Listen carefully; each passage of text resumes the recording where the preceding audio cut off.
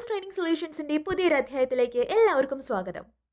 State eligibility test അഥവാ set English എക്സാമിന്റെ 8ാമത്തെ മൊഡ്യൂളിലെ 2ാമത്തെ പാർട്ടാണ് ഞാനിവിടെ ഡിസ്കസ് ചെയ്യുന്നത്. ആദ്യം നമ്മൾ ഷേക്സ്പിയറിനെ കുറിച്ചൊന്ന് സംസാരിച്ചു കഴിഞ്ഞു.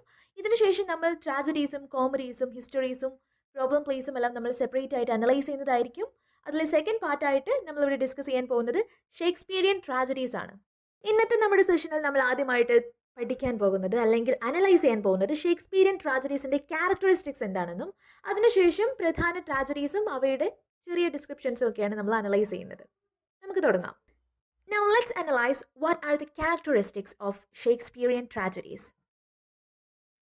നമുക്കറിയാം മേജർ ട്രാജഡീസ് ആയിട്ട് നമ്മൾ എണ്ണപ്പെടുന്നത് Hamlet, Othello, king Lear, Macbeth അതുപോലുള്ളതാണ്. ഒരു ഷോർട്ട് കട്ടിന് വേണ്ടിയിട്ട് ഹോക്കും, HOKM, ഹോക്കും എന്ന് നമുക്കൊന്ന് ഓർത്ത് വയ്ക്കാം. പക്ഷേ ഇത് മാത്രമല്ല, ഇത് കൂടാതെ ഇദ്ദേഹം മറ്റ് ഒട്ടനവധി ട്രാജഡീസ് എഴുതിയിട്ടുണ്ട്. പക്ഷേ ഇതിൽ ഏറ്റവും സുപ്രധാനമായിട്ട് നമ്മൾ എണ്ണുന്നത് ഇദ്ദേഹത്തിൻ്റെ തേർഡ് പീരീഡിൽ ഇദ്ദേഹം പ്രൊഡ്യൂസ് ചെയ്തിട്ടുള്ള ഗ്രേറ്റ് ട്രാജഡീസ് ആണ്. പക്ഷേ ഇദ്ദേഹത്തിൻ്റെ ട്രാജഡീസിന് ചില ബേസിക് ക്യാരക്ടറിസ്റ്റിക്സ് ഉണ്ടായിരുന്നു. അതെന്തൊക്കെയാണെന്നാണ് ഇപ്പോൾ നമ്മൾ അനലൈസ് ചെയ്യുന്നത്. ആദ്യമായി തന്നെ there was an external conflict. ഒരു എക്സ്റ്റേണൽ കോൺഫ്ലിക്റ്റ് എപ്പോഴും നമുക്ക് അവിടെ കാണാൻ സാധിക്കും. This can be A problem facing the hero as A result of the plot or A bad Guy character. അതായത് കഥാപാത്രത്തിൻ്റെ ഉള്ളിലുള്ള, അതായത് അദ്ദേഹത്തിൻ്റെ മെൻ്റൽ ടെൻഷൻ അല്ലാതെ ഒരു പക്ഷേ ഇദ്ദേഹത്തിന് ആ ഒരു സ്റ്റോറിയുടെ പ്ലോട്ട് കാരണമായിട്ട് അല്ലെങ്കിൽ എക്സ്റ്റേണൽ ഫോഴ്സ് കാരണമായിട്ട് ഇദ്ദേഹത്തിന് എന്തെങ്കിലും വിഷമതകൾ ഉണ്ടാവുക, അല്ലെങ്കിൽ മറ്റൊരു ബാഡ് ഗൈ ക്യാരക്ടർ അല്ലെങ്കിൽ ഒരു ആൻറ്റഗണിസ്റ്റ്, ഒരു വില്ലനെ എൻകൗണ്ടർ ചെയ്യുമ്പോഴുണ്ടാവുന്ന ചില കോൺഫ്ലിക്ട്സ്. ഇത്തരത്തിലുള്ള എക്സ്റ്റേണൽ കോൺഫ്ലിക്റ്റ് ഇവിടെ ഒരു മേജർ ഫീച്ചർ ആയിട്ടുണ്ടാവും. അതുകൂടാതെ internal conflict which is also important. അതായത് the struggle the hero engages in with his or her fatal flow.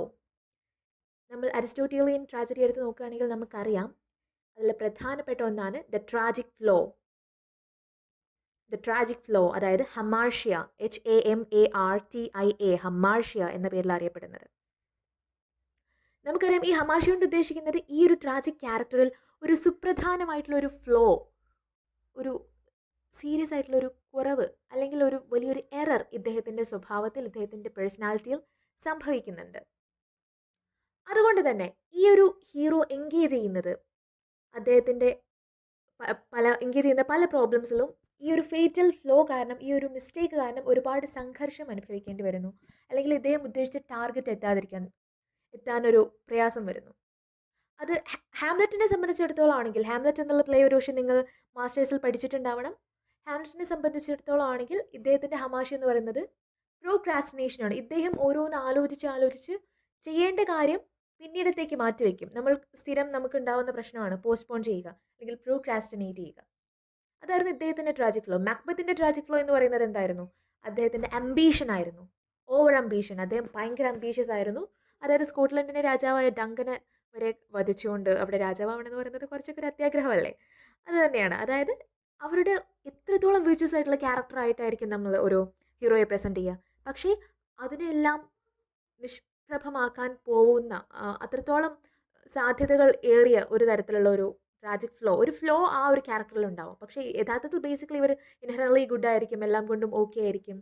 ചില ട്രാജിക് ഫ്ലോ ഇങ്ങനെ ഹൈറ്റൻ ചെയ്ത് കാണിക്കുന്നത് ദിസ് ഇസ് ഇൻഹറൻറ്റ്ലി ഹ്യൂമെയിൻ, ഇത് റിയലിസ്റ്റിക് ആണ് എന്നുള്ളൊരു കാര്യം കൂടി ഇതിൻ്റെ കൂടെ നമുക്ക് മനസ്സിലാക്കി നമ്മളെ അത് കൺവിൻസ്ഡ് ആക്കി എടുക്കാനും കൂടിയുള്ളൊരു മാർഗ്ഗം കൂടിയാണ് ഈ ഹമാർഷ്യ എന്ന് പറയുന്നത്. കാരണം നമ്മളെ സംബന്ധിച്ചിടത്തോളം ഹീറോസ് എന്ന് പറയുന്നത് സൂപ്പർ ഹ്യൂമൻ ക്വാളിറ്റീസ് അല്ലെങ്കിൽ എക്സ്ട്രീംലി ഗുഡ് ഹ്യൂമൻ ക്വാളിറ്റീസ് ഉള്ളവരാണെന്നുള്ളൊരു ധാരണ നമുക്കിടയിലുണ്ട്. പക്ഷേ അത് സൂപ്പർ ഹ്യൂമൻസ് ആണ്, അല്ലെങ്കിൽ ഗോഡ്സിന് മാത്രമേ അത് സാധിക്കുകയുള്ളൂ. ബേസിക്കലി ഹ്യൂമൻ ബീങ്സ് എന്ന് പറയുന്നത് ഒരുപാട് കുറ്റങ്ങളും കുറവുകളും ഉള്ള, എന്നാൽ അതേപോലെ തന്നെ ഒരുപാട് വിർച്വസ് ആയിട്ടുള്ള ചില മോശം കാര്യങ്ങളിൽ ഏർപ്പെടുന്ന, അതേസമയം തന്നെ ഒരുപാട് തെറ്റുകൾ, മിസ്റ്റേക്സ് വരുത്തുന്ന, ചില ഫ്ലോസ് ഒക്കെയുള്ള ഒരു റിയലിസ്റ്റിക് മാൻ ആണ് നമുക്ക് അറിയാവുന്ന അല്ലെങ്കിൽ യഥാർത്ഥത്തിലുള്ള ആളുകൾ എന്ന് പറയുന്നത്. ഒരു ഹീറോ എപ്പോഴും അങ്ങനെ ആയിരിക്കും. പക്ഷേ എന്നിരുന്നാലും അവരിലുള്ള ചില ട്രാജിക് ഫ്ലോസ് ആയിരിക്കും അവരെ പ്രധാനമായിട്ടും നമ്മുടെ ഈ ഒരു ലക്ഷ്യത്തിൽ എത്തുവാൻ വേണ്ടിയിട്ടുള്ളൊരു ആ ഒരു പ്രയാണത്തിൽ നിന്നും അവരെ തടയുന്നതെന്ന് നമുക്ക് മനസ്സിലാക്കാം. നമ്മളെ കാര്യം തന്നെ എടുക്കുകയാണെങ്കിൽ, if we R considering ourselves as tragic heroes, നമുക്ക് ഇപ്രാവശ്യം സെറ്റ് കിട്ടിയിട്ടില്ലെങ്കിൽ, അല്ലെങ്കിൽ നെറ്റ് ക്വാളിഫൈ ചെയ്യാൻ പറ്റിയിട്ടില്ലെങ്കിൽ, അല്ലെങ്കിൽ വേറെ ഏതെങ്കിലും ഒരു എക്സാം ക്വാളിഫൈ ചെയ്യാൻ പറ്റിയിട്ടില്ലെങ്കിൽ, നമ്മുടെ പ്രയാണം സെറ്റ് നേടുക അല്ലെങ്കിൽ നെറ്റ് നേടുക, HSA പെർസ്യൂ ചെയ്യുക, ഇതൊക്കെയാണ് നമ്മുടെ ഒരു പ്രയാണം, നമ്മുടെ ഒരു യാത്ര എന്ന് പറയുന്നത്. ആ യാത്രക്കിടയിൽ നമ്മൾ ഹാംലെറ്റിനെ പോലെ പ്രോക്രാസ്റ്റിനേറ്റ് ചെയ്യുകയാണ്. അതായത് ഇന്ന് പഠിക്കേണ്ട, നാളെ പഠിക്കാം, ഇന്ന് ഇനി പഠിച്ചില്ലെങ്കിലും കുഴപ്പമില്ല, കുറേ ദിവസം ഉണ്ടല്ലോ. ഇങ്ങനെ ഓരോ ദിവസം നമ്മൾ പ്രോക്രാസ്റ്റിനേറ്റ് ചെയ്ത് പോകുമ്പോൾ വരുന്ന ട്രാജഡി എന്താണ്? നമ്മൾ സെറ്റ് ക്വാളിഫൈഡ് ആവുകയില്ല, HSC ക്വാളിഫൈഡ് ആവുകയില്ല, ടെറ്റ് കിട്ടില്ല, നെറ്റ് കിട്ടില്ല. വീണ്ടും അതൊരു സ്വപ്നം മാത്രമായി അവശേഷിക്കും. അതുകൊണ്ട് തന്നെ ഒരു പക്ഷേ നിങ്ങൾക്കത് കിട്ടിയേക്കാം, അല്ലെങ്കിൽ അവിടെ നിങ്ങളുടെ ഒരു ഡിസ്ട്രക്ഷൻ ഉണ്ടായേക്കാം. ട്രാജഡി നമുക്കറിയാലോ, അതൊരു ഹാപ്പി എൻഡിങ് അല്ല, സാഡ് എൻഡിങ് ആണ്. ഇദ്ദേഹം ഉദ്ദേശിച്ച കാര്യം ഇവിടെ നടക്കുന്നുണ്ട്, പക്ഷേ അതേസമയം പ്രിൻസിപ്പൽ ക്യാരക്ടേഴ്സിൻ്റെ ഡെത്ത് കൂടി സംഭവിക്കുന്ന, അല്ലെങ്കിൽ പ്രിൻസിപ്പൽ ക്യാരക്ടേഴ്സിന് വലിയൊരു അപകടം അല്ലെങ്കിൽ ഒരു ലോസ് കൂടെ സംഭവിക്കുന്ന ഒരു കാര്യമാണ്. ഒരുപക്ഷെ ഉദ്ദേശിച്ച കാര്യം നടന്നേക്കാം, നടക്കാതിരിക്കാറുമുണ്ട്. ഇതാണ് ഒരു സാഡ് എൻഡിങ്ങിലാണ് സ്വാഭാവികമായിട്ടും ട്രാജഡി വരുന്നത്. അപ്പോൾ ഈ ഒരു ഹമാഷ്യ അല്ലെങ്കിൽ ഇന്റേണൽ കോൺഫ്ലിക്റ്റിലൂടെ റിസൾട്ടൻ്റ് ആയിട്ട് വരുന്ന ഹമാഷ്യ എന്ന് പറയുന്നത് വളരെ ഇമ്പോർട്ടൻ്റ് ആണ്. പിന്നെ കത്താഴ്സിസ്, ഇത് അരിസ്റ്റോട്ടീലിയൻ ട്രാജഡിയുടെ ഒരു എലമെൻ്റ് ആണ് കത്താഴ്സിസ്. അതായത് the release of the audience emotion through empathy with the characters. അതായത് നമ്മളൊരു സിനിമ കാണാൻ പോവുകയാണ്, നമ്മൾ എന്തുകൊണ്ടാണ് നമ്മുടെ വീട്ടിൽ പല അമ്മമാരും സീരിയൽ കാണുന്നതിനെ കുറിച്ച് നമ്മൾ ഒരുപാട് കുറ്റപ്പെടുത്താറുണ്ട്. അപ്പോൾ ഒന്ന് ആലോചിക്കുക, അവരെന്തുകൊണ്ടായിരിക്കണം അവരിത് കണ്ടുകൊണ്ടിരിക്കുന്നത്? അവരിൽ സംഭവിക്കുന്നത് കത്താഴ്സിസ് ആണ്. അതായത് അവർ കാണുന്ന ആ ഒരു കഥയിൽ ഒരു നായകനോ നായികയോ പ്രണയമോ അല്ലെങ്കിൽ കുടുംബജീവിതമോ വിവാഹ ജീവിതമോ അവരിൽ ചില പ്രശ്നങ്ങൾ ഉണ്ടാവുന്നു. അത് കണ്ട് അവരുടെ ഈ ഒരു ഇമോഷൻസിൽ ഇൻവോൾവ് ആയിട്ട് നമ്മുടെ അമ്മമാർ അല്ലെങ്കിൽ വീട്ടിൽ സീരിയൽ കാണുന്ന അല്ലെങ്കിൽ സിനിമ കാണുന്ന ആർക്കും ഒരു എംപത്തറ്റിക്കൽ റിലേഷൻ അവരുമായിട്ട് തോന്നുകയും, അതായത് അവർ അവരുടെ shoes walk in someone else shoes എന്ന് നമ്മൾ പറയുന്ന പോലെ എംപത്തറ്റിക്കലി നമ്മൾ മറ്റൊരു ജീവിയുടെ കാര്യങ്ങൾ മനസ്സിലാക്കാൻ ശ്രമിക്കുകയും അവരുമായിട്ട് സഹാനുഭൂതി ഫീൽ ചെയ്യുകയും, അങ്ങനെ അവരുടെ വിഷമം നമ്മുടെ വിഷമമായിട്ട് മാറുകയും നമ്മൾ അതിനെ ചൊല്ലി നമ്മൾ വിഷമിക്കുകയും, നമ്മുടെ ഈ ഒരു എക്സ്പ്രഷൻ, ഈ ഒരു വിഷമം എന്നുള്ളൊരു എക്സ്പ്രഷനിലൂടെ ഇതിന് കൂടെ നമ്മുടെ തന്നെ മൈൻഡ് കൂടി ക്ലിയർ ആയി പോകുന്നു എന്നുള്ളൊരു അൾട്ടിമേറ്റ് റിഡംഷൻ ആണ് കെത്താർട്ടിക് പ്രോസസ്സ് കൊണ്ട് ഉദ്ദേശിക്കുന്നത്. അപ്പോൾ ഇതിന് നല്ലൊരു ഉദാഹരണമായിട്ട് വീട്ടിൽ സീരിയൽ കാണുന്ന അമ്മമാരോ ചേച്ചിമാരോ സഹോദരിമാരോ ആരെങ്കിലും ഉണ്ടെങ്കിൽ ഒന്ന് ആലോചിക്കുക, ഒന്ന് അവരൊന്ന് ഓർത്താൽ മതി. അവരാണ് കത്താഴ്സിസ്. അല്ലെങ്കിൽ നിങ്ങൾ തന്നെ കാണുന്നുണ്ടെങ്കിൽ നിങ്ങൾ തന്നെ ആലോചിച്ചാൽ മതി. അത്രയും ഇൻവോൾവിംഗ് ആയിട്ടുള്ള, ഞാൻ സീരിയൽ കാണുന്ന ആളുകളെ കുറ്റപ്പെടുത്തുകയല്ല, പക്ഷേ അവർ ചെയ്യുന്നത് ഈ ഒരു പ്രോസസ്സാണെന്ന് നിങ്ങളെ ബോധ്യപ്പെടുത്തി തന്നതാണ്. അടുത്ത സമയം നിങ്ങൾ അവരെ സീരിയൽ കാണുമ്പോൾ കുറ്റപ്പെടുത്തുന്നതിന് പകരം, ഓ നിങ്ങൾ കത്താഴ്സിസ് ചെയ്യുകയാണല്ലേ, അല്ലെങ്കിൽ നിങ്ങൾ കത്താഴ്സിസിന് വിധേയമായിക്കൊണ്ടിരിക്കുകയാണ്, ഐ ക്യാൻ അണ്ടർസ്റ്റാൻഡ് എന്നുള്ളൊരു തമാശ രൂപേണ നമുക്ക് വേണമെങ്കിൽ പറയാം. കാരണം നമ്മൾ ഓരോ കാര്യവും ലിറ്ററേച്ചറിൻ്റെ കാര്യങ്ങൾ കൂടുതൽ ഡീപ്പായിട്ട് പഠിക്കുമ്പോൾ നമുക്കറിയാം ലൈഫിൽ ഓരോ കാര്യങ്ങളിലും ഉണ്ട് ലിറ്ററേച്ചർ. ലൈഫിൽ ഓരോ കാര്യങ്ങളിലും നമുക്കതിൻ്റെ നറേഷൻസ് കാണാം, ഓരോ അവസ്ഥാവിശേഷങ്ങളിലും നമുക്കതിൻ്റെ അപ്ഡേഷൻസ് കാണാം.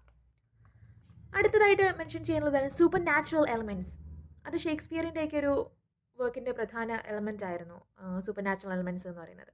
അതായത് മാജിക് ഉണ്ടാവും, വിച്ച് ക്രാഫ്റ്റ് ഉണ്ടാവും, ഗോസ്റ്റ് ഉണ്ടാവും. നമുക്കറിയാം ക്രിസ്റ്റഫർ മാർലോയുടെ ഡോക്ടർ ഫോസ്റ്റേഴ്സിൽ സൂപ്പർ നാച്ചുറൽ എലമെൻറ്റ്സ് ഉണ്ട്. ഷേക്സ്പിയറിൻ്റെത് മാത്രമല്ല, ഷേക്സ്പിയറിൻ്റെ മാക്ബത്തിൽ 3 വിച്ചസിനെ നമുക്ക് കാണാം. അതുപോലെ തന്നെ ഹാംലെറ്റിൽ പ്രിൻസ് ഹാംലെറ്റ് അദ്ദേഹത്തിൻ്റെ അച്ഛനായിട്ടുള്ള കിങ് ഹാംലെറ്റിൻ്റെ ഗോസ്റ്റിനെ കാണുന്നു, അപ്പാരിഷൻസ് കാണുന്നു. ഇതൊക്കെയാണ് പറഞ്ഞതുപോലെ ഇതിൽ ഒരുപാട് മാജിക് ആയിട്ടുള്ള വിച്ച് ക്രാഫ്റ്റ് ആയിട്ടുള്ള ഗോസ്റ്റിൻ്റെയൊക്കെ പ്രസൻസ് നമുക്ക് കാണാം. ഡോക്ടർ ഫോസ്റ്റേഴ്സിലാണെങ്കിൽ നമുക്കറിയാം ഒരു ഗാർഡിയൻ ഏഞ്ചൽ, ഒരു ഗുഡ് ഏഞ്ചലും ഈവിൽ ഏഞ്ചലും വരുന്നുണ്ട്, മെഫിസ്റ്റോഫിലിസ് വരുന്നുണ്ട്.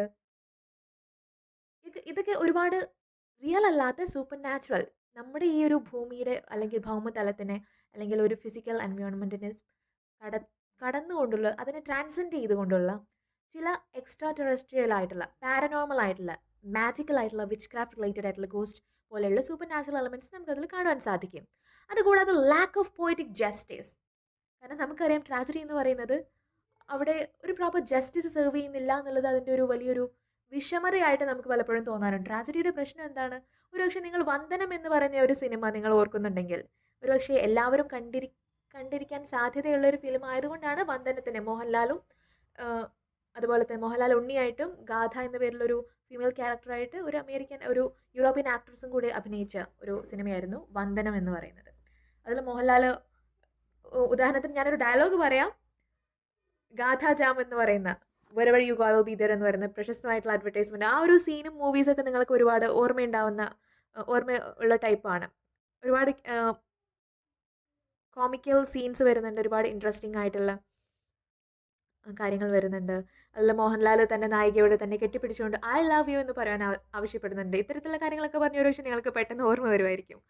ഈ വന്ദനം എന്ന് പറയുന്ന സിനിമയിൽ നമുക്കറിയാം അത് എൻഡ് ചെയ്യുന്നത് എങ്ങനെയാണ്. നായകനും നായികയും ഒരിക്കലും പരസ്പരം കാണുന്നില്ല. അവർ വളരെ തികച്ചും കലുഷിതമായിട്ടുള്ള ഒരു സിറ്റുവേഷനിലൂടെയാണ് അവർ ആ ഒരു സ്ഥലം ബാംഗ്ലൂർ ആ ഒരു സ്ഥലത്ത് നിന്ന് അവർ തിരിച്ചു പോകാൻ വേണ്ടിയിട്ട് ശ്രമിക്കുന്നത്. ബാംഗ്ലൂർ തന്നെയാണെന്ന് എനിക്ക് ഉറപ്പില്ല. ആ ഒരു ഇന്ത്യയിലുള്ള കേരളം അല്ലാത്തൊരു സംസ്ഥാനമാണ്. അവിടെയുള്ളൊരു സിറ്റിയാണ്. അവിടെ പോലീസ് ഓഫീസറാണ്. ഒരു ക്രിമിനലിൻ്റെ മകളായിട്ടാണ് ഗാഥ വരുന്നത്. ക്രിമിനലിനെ അറസ്റ്റ് ചെയ്തുകൊണ്ടും അയാൾ മരണപ്പെട്ടതുകൊണ്ടും അയാളുടെ മകൾക്ക് വേണ്ടിയിട്ടുള്ള ശക്തമായിട്ടുള്ള തിരച്ചിൽ നടക്കുന്നിടത്ത് തൻ്റെ പ്രണയിനിയായിട്ടുള്ള ഈ ഒരു കാമുകിയെ ഇതിൽ നിന്ന് രക്ഷപ്പെടുത്തുവാനും ഇവിടെ നിന്ന് അവർ എന്നേക്കുമായിട്ട് അവർ ലീവ് ചെയ്യുമ്പോൾ തൻ്റെ പ്രണയിനെയും കൊണ്ട് ലീവ് ചെയ്യാനുള്ള ഉദ്ദേശത്തോടു കൂടി അവർ പ്ലാൻ ചെയ്ത് സെപ്പറേറ്റ് ആയിട്ട് വന്ന് മീറ്റ് ചെയ്യാം എന്നുള്ളൊരു അർത്ഥത്തിൽ അവർ മീറ്റ് ചെയ്യാൻ വേണ്ടി ശ്രമിക്കുമ്പോൾ നിർഭാഗ്യവശാൽ സന്ദർഭവശാൽ അവർക്ക് മീറ്റ് ചെയ്യാൻ പറ്റാതെ പോവുകയും ഒരു റോഡിൽ അവർ പിന്നീട് ഒരു ട്രാഫിക്കിൽ അവരുടെ രണ്ട് കാറുകളും ഒരുമിച്ച് വരികയും പക്ഷേ അവർ രണ്ടുപേരും പരസ്പരം കാണാതെ രണ്ട് ഡിറക്ഷനിൽ പോകുന്ന ട്രാജിക്കൽ ആയിട്ടുള്ള ഒരു എൻഡിങ് ആണ് നമുക്ക് അവിടെ കാണാൻ സാധിക്കുന്നത്. ഒരു സാഡ് എൻഡിങ് ആണ്.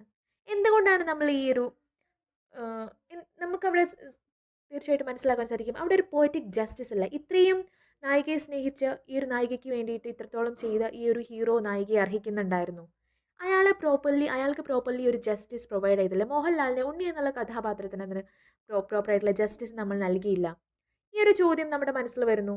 അതുകൊണ്ട് തന്നെ ജസ്റ്റിസ് സെർവ് ചെയ്യാതെ ഒരു ഈവൻ ഗുഡ് ഗൈ ആയിട്ട് പോലും ഐ മീൻ ഒരു നല്ല ക്യാരക്ടർ ആയിട്ട് പോലും അയാൾക്ക് അർഹിക്കുന്ന ജസ്റ്റിസ് കിട്ടാതെ അയാൾക്കും ഒരു പൂർ എൻഡിങ് ആണ് വരുന്നത് എന്നുള്ള റിയലിസ്റ്റിക് ആയിട്ടുള്ള ഒരു കാര്യം കൂടി ഇതിൻ്റെ ഒരു ഭാഗമായിട്ട് വരുന്നുണ്ട്. വന്ദനം എന്നുള്ള സിനിമ അറിയുന്നവർ നന്നായിട്ട് ഓർത്തിരിക്കാൻ പറ്റുന്ന ഒന്നാണ്. അതുകൂടി അല്ലെങ്കിൽ നിങ്ങൾക്ക് ചില റീസെൻ്റ് ആയിട്ടുള്ള ഫിലിംസിനെ വെച്ച് അസോസിയേറ്റ് ചെയ്യാം. അല്ലെങ്കിൽ ഹാംലെറ്റിനെ വെച്ച് നിങ്ങൾക്കറിയാവുന്ന കിങ് ലിയർ എല്ലാത്തിനെയും വെച്ച് നിങ്ങൾക്ക് അസോസിയേറ്റ് ചെയ്യാം. അല്ലെങ്കിൽ ബാഹുബലി എന്നുള്ള ഫിലിം എടുക്കുകയാണെങ്കിൽ തന്നെ നമുക്കറിയാം അതിൽ ഒടുവിൽ ബാഹുബലിക്ക്, അതായത് റിയൽ ബാഹുബലിക്ക് ഒരു ട്രാജിക് എൻഡിങ് ആണ് വരുന്നത്. കട്ടപ്പ എന്നുള്ള നിങ്ങൾ ഒരു തീർച്ചയായിട്ടും കണ്ടിട്ടുണ്ടാവും. കട്ടപ്പ എന്നുള്ള ക്യാരക്ടറിൽ നിന്നും അദ്ദേഹം മരണപ്പെടുകയാണ് ഉണ്ടായത്. നമ്മൾ ഇത്രത്തോളം നല്ലൊരു റിവാർഡിങ് ആയിട്ടുള്ള ഡിസേർവിങ് ആയിട്ടുള്ള ക്യാരക്ടർ ഒരുപാട് കാലം ഭരിച്ചിരിക്കണമെന്ന് ആഗ്രഹിക്കുമ്പോൾ നമ്മൾ തീർത്തും എക്സ്പെക്ട് ചെയ്യാത്ത തരത്തിലൊരു എൻഡിങ് ആണ്. അദ്ദേഹത്തിൻ്റെ ഭാര്യ ഒരുപാട് കാലം ചങ്ങലക്ക് കഴിയുകയാണ്. നമ്മൾ ഓരോ വർക്കും നമ്മൾ കാണുമ്പോൾ അതിന് നമ്മളൊരു ലിറ്ററേച്ചർ സ്റ്റുഡൻറ്റിൻ്റെ കണ്ണിലൂടെ നമുക്ക് അനലൈസ് ചെയ്യാൻ പറ്റണം. ഇത് ട്രാജഡിയാണ്, എന്തുകൊണ്ട് ഇത് ട്രാജഡിയായി? ഇത് കോമഡിയാണ്, എന്തുകൊണ്ട് ഇത് കോമഡിയായി? എന്തായിരുന്നു ഇയാളുടെ ട്രാജിക്കൽ ഫ്ലോ? എന്താണ് ഇയാളുടെ ഹമാർഷ്യ? ഇയാളുടെ ഇന്റേണൽ കോൺഫ്ലിക്റ്റ് എന്തായിരുന്നു? ഇവിടെ വന്നിട്ടുള്ള സൂപ്പർ നാച്ചുറൽ എലമെന്റ്സ് എന്തൊക്കെയായിരുന്നു? എല്ലാം നമുക്ക് അനലൈസ് ചെയ്യാൻ പറ്റിയിരിക്കണം. മറ്റൊന്നാണ് കോമിക് റിലീഫ് എന്ന് പറയുന്നത്. ഇത് ഒന്നോ അല്ലെങ്കിൽ അതിലധികമോ humorous characters will be participating in scenes intended to lighten the mood. നമുക്കറിയാം ഒരു ട്രാജഡി എന്ന് പറയുന്നത് ഒരുപാട് കോംപ്ലിക്കേറ്റഡ് ആയിട്ടുള്ള, റഫ് ആയിട്ടുള്ള, ഹാർഷ് ആയിട്ടുള്ള, ബ്ലഡ് ഷെഡ് ആൻഡ് വയലൻ്റ് ആയിട്ടുള്ള ഒരുപാട് കാര്യങ്ങൾ സംഭവിച്ചുകൊണ്ടിരിക്കുന്ന ഒരു സിറ്റുവേഷനിൽ ആളുകളുടെ ഇമോഷൻസ് എന്ന് പറയുന്ന ഭയങ്കര കൊടുമുടിയിൽ എത്തിയിരിക്കുന്ന ഒരു സമയത്ത് അവരെ ഒന്ന് റിലാക്സ് ചെയ്യിക്കാനും ഒരു താൽക്കാലിക റിലാക്സേഷൻ കൊടുക്കുവാനും വേണ്ടിയിട്ട് ഒരു ഇൻ്റർലൂഡ് നമ്മൾ പണ്ട് ഞാൻ മുമ്പ് മെൻഷൻ ചെയ്ത ഒരു ഇൻ്റർലൂഡിനെ പോലെയാണ് അതിൻ്റെ ഒരു മോഡേൺ വേർഷൻ എന്ന് പറയാം കോമിക് റിലീഫ് ഇൻക്ലൂഡ് ചെയ്ത് തുടങ്ങിയത്. പ്രധാനപ്പെട്ട ആക്ട്സിനിടയിൽ നമ്മൾ അവരെ റിലാക്സ് ചെയ്യാൻ വേണ്ടിയിട്ട് നമ്മൾ ഇപ്പോൾ കാണുന്ന എല്ലാ സിനിമകളിലും പോലെ പ്രധാനമായിട്ടൊരു കാര്യം നടന്നുകൊണ്ടിരിക്കുന്നു. അതിനിടയിൽ നമ്മൾ അതിനൊന്ന് ആ ഒരു ഹൈറ്റൻഡ് ഇമോഷനെ ഒന്ന് ബാലൻസ് ചെയ്യാൻ വേണ്ടിയിട്ട് നമ്മൾ ഇടയ്ക്ക് ഒരു കോമിക് റിലീഫ്, പേര് സൂചിപ്പിക്കുന്നത് പോലെ കോമിക്സിലൂടെ അല്ലെങ്കിൽ ഒരു ഹാപ്പി സിറ്റുവേഷനിലൂടെ അല്ലെങ്കിൽ ഒരു ഫൺ സിറ്റുവേഷൻസിലൂടെ അല്ലെങ്കിൽ എൻ്റർടൈനിങ് സിറ്റുവേഷൻസിലൂടെ നമ്മൾ അവിടെ റിലീഫ്, ഇത്രയും വറീഡായിരിക്കുന്ന, ഇത്രത്തോളം ഇതിൽ മുഴുകിയിരിക്കുന്ന ഈ ഒരു ആളിന് അല്ലെങ്കിൽ നമ്മുടെ ഓഡിയൻസിന്, സ്പെക്ടേറ്റേഴ്സിന്, നമ്മുടെ കാണികൾക്ക് നമ്മൾ കുറച്ചൊരു റിലാക്സേഷൻ നൽകുന്ന ഒരു പ്രോസസ്സും കൂടി ട്രാജഡിയുടെ മെയിൻ ഫീച്ചറായിട്ട് നമുക്ക് പറയാൻ സാധിക്കും. ഇതിൽ ഒട്ടും ഒഴിച്ചുകൂടാൻ പറ്റാത്തതാണ് ഒരു ട്രാജിക് ഹീറോയുടെ പ്രസൻസ് എന്ന് പറയുന്നത്. ബേസിക്കലി ആ ഒരു ട്രാജഡി ആവാൻ നമുക്ക് ആദ്യം തന്നെ ഒരു ട്രാജിക് ഹീറോ വേണം. അയാൾക്ക് എന്തെങ്കിലും ഒരു ഫ്ലോ ഉണ്ടായിരിക്കണം. അവിടെ മറ്റ് ഇതുപോലെ പറഞ്ഞ ഒരുപാട് കാര്യങ്ങളും കൂടി ഉണ്ടായിരിക്കണം. ഒരു ട്രാജിക് ഹീറോ എന്ന് പറയുന്നത് വളരെയധികം കമ്പൽസറിയാണ്. ഇദ്ദേഹം ഒന്നെങ്കിൽ he might be cursed by fate, വിധിയാൽ നമ്മൾ ശപിക്കപ്പെട്ട ഒരാളായിരിക്കാം, അല്ലെങ്കിൽ he might be possessed of a tragical flaw, അല്ലെങ്കിൽ ഇയാളുടെ ഉള്ളിൽ ഇയാൾ ഒരു ട്രാജിക്കൽ ഫ്ലോ അല്ലെങ്കിൽ ഒരു ഇത്തരത്തിലുള്ള ഒരു ഹമാഷ്യ എന്നുള്ള ഈ ഒരു പ്രശ്നത്തിന് അടിമപ്പെട്ടിട്ടുള്ള ഒരു പാവം മനുഷ്യനായിരിക്കാം. ഇതൊക്കെയാണ് ഈ ട്രാജിക് ഹീറോ ആവാനുള്ള യോഗ്യതകൾ എന്ന് പറയുന്നത്. അടുത്തതെന്ന് പറയുന്നത് A struggle between good and evil will be there. The struggle can take place as part of the plot or exist within the main character. ഞാൻ പറഞ്ഞതുപോലെ ഒന്നുകിൽ ഇത് ഈ ഒരു പ്ലോട്ടിൻ്റെ ഭാഗമായിട്ടോ അല്ലെങ്കിൽ മെയിൻ ക്യാരക്ടറിൻ്റെ ഉള്ളിലോ ആയിട്ടോ ഇദ്ദേഹത്തിൻ്റെ ഒരു മാനസിക സംഘർഷമായിട്ടോ ഇത് പുറത്തേക്ക് വരാം. ഈ ഒരു ഗുഡിൻ്റെയും ഈവലിൻ്റെയും ഇടയിലുള്ള ഇദ്ദേഹത്തിൻ്റെ ഒരു മനസ്സെന്ന് പറയുന്നത്. ഇപ്പോൾ ഡോക്ടർ ഫോസ്റ്റർ നമ്മൾ കൺസിഡർ ചെയ്യുകയാണെങ്കിൽ ഇദ്ദേഹം he wanted to repent at the same time he is too much tempted with worldly glories. ഈ ലോകത്തിൻ്റെ ഗ്ലോറീസ് ആഗ്രഹിച്ചുകൊണ്ട് ഇദ്ദേഹം ഒരുപാട് ടെംപ്റ്റഡ് ആണ്. ഇദ്ദേഹം അതിലേക്ക് ഒരുപാട് പ്രലോഭിപ്പിക്കപ്പെട്ടു. അതുകൊണ്ട് തന്നെ അതുപോലെ ഗുഡ് ഏഞ്ചലും ഈവിൾ ഏഞ്ചലും ഒക്കെ വരുമ്പോഴും ഇദ്ദേഹത്തിൻ്റെ മനസ്സിൽ ആ ഒരു മാനസിക സംഘർഷം വല്ലാതെ ഫീൽ ചെയ്യുന്നുണ്ട്. ഹാംലെറ്റിൻ്റെ ഉള്ളിലാവട്ടെ, കിങ് ലിയറിൻ്റെ മനസ്സിലാവട്ടെ, ഒഥെല്ലോയുടെ മനസ്സിലാവട്ടെ, അതുപോലെ തന്നെ നമ്മുടെ ട്രോയിലസ് ആൻഡ് ക്രിസൈഡ എടുക്കുകയാണെങ്കിൽ ട്രോയിലസിൻ്റെ മനസ്സിലാവട്ടെ, ഇങ്ങനെ ഒരുപാട് ട്രാജിക് ക്യാരക്ടേഴ്സിൻ്റെ മനസ്സിൽ ഒരു സ്ട്രഗിൾ സംഭവിക്കുന്നുണ്ട്. ഇനി ഹമാഷി എന്താണെന്ന് ഞാൻ മുൻപ് പറഞ്ഞു കഴിഞ്ഞു. That is A fatal character flow of the tragic hero. അദ്ദേഹത്തിൻ്റെ ക്യാരക്ടറിൽ സുപ്രധാനമായിട്ടുള്ളൊരു ഫ്ലോ, ഒരു മിസ്റ്റേക്ക്, ഒരു എറർ വരികയാണ്. അത് കാരണമായിട്ട് ഇദ്ദേഹത്തിൻ്റെ ഒരു ട്രാജഡി സംഭവിക്കുകയുമാണ്. അതാണ്. ഇനി ട്രാജിക് വേസ്റ്റ് എന്താണെന്ന് നിങ്ങൾ ചോദിക്കുകയാണെങ്കിൽ, the good being destroyed along with the bad at the resolution of the play, often played out with unnecessary loss of life, especially of good guy characters. എന്താണ് ട്രാജിക് വേസ്റ്റ് എന്ന് പറയുന്നത്? അതായത് നമ്മൾ ഉദ്ദേശിക്കുന്നത് ഏതൊരു പ്ലേ നമ്മൾ എടുക്കുകയാണെങ്കിലും, ഏതൊരു പോംസ് അല്ലെങ്കിൽ ഏതൊരു പ്ലോട്ട് നമ്മൾ എടുക്കുകയാണെങ്കിലും എപ്പോഴും പ്രോട്ടഗനിസ്റ്റ് വിൻ ചെയ്ത്, അതായത് ഹീറോ വിൻ ചെയ്ത് വില്ലൻ മരിക്കണമെന്നാണ്. അവിടെയാണ് പോയറ്റിക് ജസ്റ്റിസ് സെർവ് ചെയ്യുന്നത്. ഞാൻ പറഞ്ഞതുപോലെ പോയറ്റിക് ജസ്റ്റിസ് ട്രാജഡിയിൽ ഒട്ടും ഇല്ല. അത് കാരണമായിട്ട് തന്നെ നമ്മൾ ആരെയാണോ കൊല്ലാൻ ഉദ്ദേശിക്കുന്നത്, അല്ലെങ്കിൽ ആരെയാണോ അന്നിഹിലേഷൻ, ഉന്മൂലനാശം ചെയ്യാൻ ഉദ്ദേശിക്കുന്നത്, അവർ മരിക്കുന്നു, അല്ലെങ്കിൽ അങ്ങനെ ഒരു എൻഡിങ് ഉണ്ടാവുന്നു, അല്ലെങ്കിൽ അതിനോട് കൂടെ തന്നെ ഡിസ്ട്രക്ഷൻ സംഭവിക്കുന്നതിനോട് കൂടെ തന്നെ സംഭവിക്കുന്നത് ഗുഡ് അല്ലെങ്കിൽ ഗുഡ് ഗൈസിന് കൂടി ഡിസ്ട്രക്ഷൻ സംഭവിക്കുന്നു എന്നുള്ളതാണ്. ട്രാജിക് ഹീറോസിന് ഒരു ട്രാജഡി സംഭവിക്കുന്നത് കൊണ്ടാണ് ട്രാജഡി എന്ന് പറയുന്നത്, അദ്ദേഹത്തിൻ്റെ ഹമാഷ കാരണമായിട്ട്. പക്ഷേ ഇദ്ദേഹം ഉന്മൂലനാശം ചെയ്യാൻ വിചാരിച്ച, അല്ലെങ്കിൽ ഇദ്ദേഹം ഡിസ്ട്രോയ് ചെയ്യാൻ വിചാരിച്ച ഈവിൾ അല്ലെങ്കിൽ എനിമി ക്യാരക്ടേഴ്സിൻ്റെ ഡിസ്ട്രക്ഷനോടൊപ്പം തന്നെ ഗുഡ് ക്യാരക്ടേഴ്സും കൂടി അവരുടെ ലൈഫും കൂടി വേസ്റ്റായി പോവുകയാണ്. അതിനാണ് ട്രാജിക് വേസ്റ്റ് എന്ന് പറയുന്നത്. സോ ഇത്തരത്തിലുള്ള കുറച്ച് ഇമ്പോർട്ടൻ്റ് ആയിട്ടുള്ള കാര്യങ്ങൾ കൂടി നിങ്ങൾ ഓർത്തിരിക്കുക. പിന്നെ മറ്റൊരു കാര്യം എന്ന് പറയുന്നത്, ഇവിടെ ക്ലാസിക്കൽ മോഡലിൻ്റെ ഒരു ഇമിറ്റേഷൻ കൂടുതലായിട്ട് കാണാൻ സാധിക്കില്ല. കാരണം ഇത് കുറച്ചുകൂടി ഒരു മിഡീവൽ ഏജിലുള്ള കിങ്സിൻ്റെയും അതുപോലെ തന്നെ ആ ഒരു മിഡീവൽ ഇംഗ്ലണ്ടിലുള്ള ക്യാരക്ടേഴ്സിനെയൊക്കെ ബേസ് ചെയ്തുകൊണ്ട് ഇറക്കിയിട്ടുള്ള, അവരെ ബേസ് ചെയ്തിട്ട് എഴുതിയിട്ടുള്ള, പബ്ലിഷ് ചെയ്തിട്ടുള്ള തരത്തിലുള്ള വർക്ക്സ് ആണ്. അതുകൊണ്ട് തന്നെ കൂടുതലായിട്ടുള്ള ഓൾഡ് ആയിട്ടുള്ള ടൈപ്പ് ഓഫ് ക്യാരക്ടേഴ്സിനെ, അല്ലെങ്കിൽ ഓൾഡ് മിത്തോളജിക്കൽ ക്ലാസിക്കൽ ക്യാരക്ടേഴ്സിനെ ഒന്നും നിങ്ങൾക്കിതിൽ കാണാൻ സാധിക്കില്ല. അതായത് നമ്മൾ ഹോമറൊക്കെ എഴുതിയ പോലെ ട്രോജൻ വാറിലും അതുപോലെ തന്നെ ട്രോജൻ ഹോഴ്സിനെയും അതുപോലെ തന്നെ അക്കിലസിനെയൊക്കെ അതുപോലെയുള്ള ക്ലാസിക് ക്യാരക്ടേഴ്സിനെ നമുക്ക് ഇവിടെ കാണാൻ സാധിക്കില്ല. ഇത് ഇംഗ്ലണ്ടിലേക്ക് വന്നപ്പോൾ ഇംഗ്ലണ്ടിൻ്റെ വേർഷനായി മാറുകയും ഇംഗ്ലണ്ടിലെ മിഡീവൽ പീരീഡിലുള്ള പ്രധാന ലെജൻസിനെയും അതുപോലെ തന്നെ പോപ്പുലർ ആയിട്ടുള്ള ഹീറോസിനെയൊക്കെ മെൻഷൻ ചെയ്തുകൊണ്ടാണ് ഒരുവിധം ട്രാജഡീസ് എല്ലാം എഴുതപ്പെട്ടിരിക്കുന്നത്. അതുകൂടെ ഇതിന് കൂടെ ഒന്ന് ഓർക്കേണ്ടതാണ്.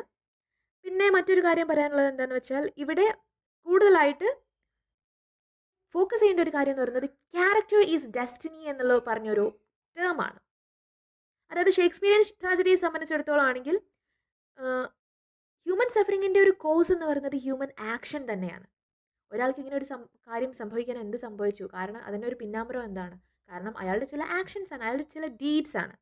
അപ്പോൾ അദ്ദേഹത്തിൻ്റെ ക്യാരക്ടറാണ് അദ്ദേഹത്തിൻ്റെ ഡെസ്റ്റിനി നിർണ്ണയിക്കുന്നത് എന്നുള്ളൊരു ഫാക്ടർ കൂടി ഷേക്സ്പിയൻ ട്രാജഡിയുടെ ഒരു എക്സ്ട്രാ പോയിന്റ് ആയിട്ട് നമുക്ക് ഓർക്കാം. അതുകൂടാതെ അതിൽ കൂടുതലായിട്ട് ഡൊമസ്റ്റിക് ആൻഡ് ഫെമിലിയൽ റിലേഷൻഷിപ്സും നിങ്ങൾക്ക് കാണാൻ സാധിക്കും. കൂടാതെ ഇത്തരത്തിലുള്ള ട്രാജഡീസിൽ എന്ന് പറയുന്നത് ഇൻറ്റൻസ് ഇമോഷൻസിൻ്റെ ഒരു വാസ്റ്റ് റേഞ്ച് ഓഫ് യൂട്ടിലൈസേഷൻ നിങ്ങൾക്ക് കാണാൻ സാധിക്കും. ഒരുപാട് വാസ്റ്റ് റേഞ്ച് ഓഫ് ഇമോഷൻസും അല്ലെങ്കിൽ ഇഷ്യൂസും ഹ്യൂമൻ ലൈഫിൻ്റെ ഒരു മെച്യൂർ സ്റ്റേജിനെ, അല്ലെങ്കിൽ കുറച്ച് മെച്യൂർ കണ്ടംപ്ലേറ്റിംഗ് ആയിട്ടുള്ള കുറച്ച് സ്പിരിച്വൽ റലമൊക്കെ ടച്ച് ചെയ്തുകൊണ്ട് നമ്മൾ ശരിക്കും ഡെയിലി ആയിട്ടുള്ള ചെറിയ ചെറിയ കോഴ്സിനെ തൊടാതെ കുറച്ചുകൂടി ഹൈ എൻഡ് ആയിട്ടുള്ള ചിന്തകൾ നമ്മൾ കൊണ്ടുവരികയാണ്. അതായത് എൻ്റെ ഭാര്യ അവൻ്റെ കൂടെ ഒളിച്ചോടി പോയി എന്നുള്ളതൊരു സാധാരണ വിഷയമാണ്, അല്ലെങ്കിൽ ഒരു ഡൊമസ്റ്റിക് വിഷയമാണ്. നേരെ മറിച്ച് ഞാൻ എൻ്റെ കാര്യങ്ങളെല്ലാം നീട്ടി വെക്കുന്നത് കൊണ്ടാണ് എൻ്റെ ലൈഫിൽ വിജയമില്ലാത്തതെന്ന് പറയുന്നത് രണ്ട് റേഞ്ച് ഓഫ് തോട്ട്സ് ആണ്, അല്ലേ? രണ്ട് സ്ഥലത്തും സംഭവിക്കുന്നത് ട്രാജഡി തന്നെയാണ്. പക്ഷേ രണ്ടാമത്തേത് കുറച്ചുകൂടി മെച്യൂർ ലൈഫിൽ വരുന്ന തോട്ട്സുകളാണെന്ന് മാത്രം. അത്തരത്തിലുള്ള കൂടുതലായിട്ടുള്ള ഇൻറ്റൻസ് ഇമോഷൻസും ഇഷ്യൂസും ഒക്കെയാണ് ഈ ഒരു സെക്കൻഡ് സ്റ്റേജിന്, അല്ലെങ്കിൽ മെച്യൂർ ഇയേഴ്സ് ഓഫ് ഹ്യൂമൻ ലൈഫിനെ ടച്ച് ചെയ്തുകൊണ്ടുള്ള കാര്യങ്ങൾ വരുന്നതെന്ന് വെച്ചാൽ പ്രധാനമായിട്ടും ഒഥെല്ലോയിൽ വരുന്നത് നമുക്കറിയാം. അവിടെ സെക്ഷൽ ജലസിയാണ് വരുന്നത്. കിങ് ലിയറിലാണെങ്കിൽ ഏജിങ്ങും അതുപോലെ തന്നെ ഈ ഒരു ജനറേഷണൽ കോൺഫ്ലിക്റ്റും ഒക്കെ വരുന്നുണ്ട്. മാക്ബത്തിലാണെങ്കിൽ അംബീഷൻ ആൻഡ് പവർ, അതാണ് അവിടുത്തെ പ്രധാന പ്രശ്നം എന്ന് പറയുന്നത്.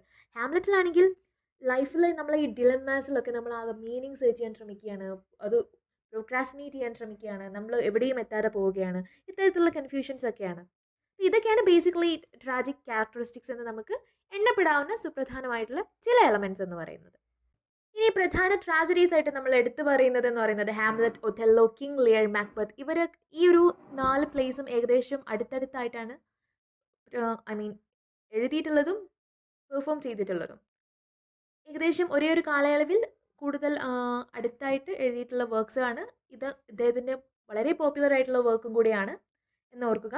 ഇത് കൂടാതെ മറ്റു ചില ട്രാജഡീസും കൂടി ഉണ്ട്, അതുകൂടി നമ്മളൊന്ന് ശ്രദ്ധിക്കുന്നതായിരിക്കും. ആദ്യം തന്നെ നമുക്ക് ഹാംലെറ്റിൽ നിന്ന് തുടങ്ങാം. ഹാംലെറ്റിനെ കുറിച്ചാണ് നമ്മൾ ആദ്യമായി ഡിസ്കസ് ചെയ്യാൻ പോകുന്നത്. ഇതിൻ്റെ ഫുൾ ടൈറ്റിൽ എന്ന് പറയുന്നത് the tragedy of Hamlet, Prince of Denmark. പ്രത്യേകം നോട്ട് ചെയ്യുക, എല്ലാ പ്രധാന ഷേക്സ്പിയൻ ട്രാജഡീസിൻ്റെ നെയിമും സബ് ടൈറ്റിലും ഒറിജിനൽ ടൈറ്റിലും പ്രത്യേകം ചോദിക്കുന്നതാണ്. ഇത് ഒരിക്കലും മറക്കാതിരിക്കുക.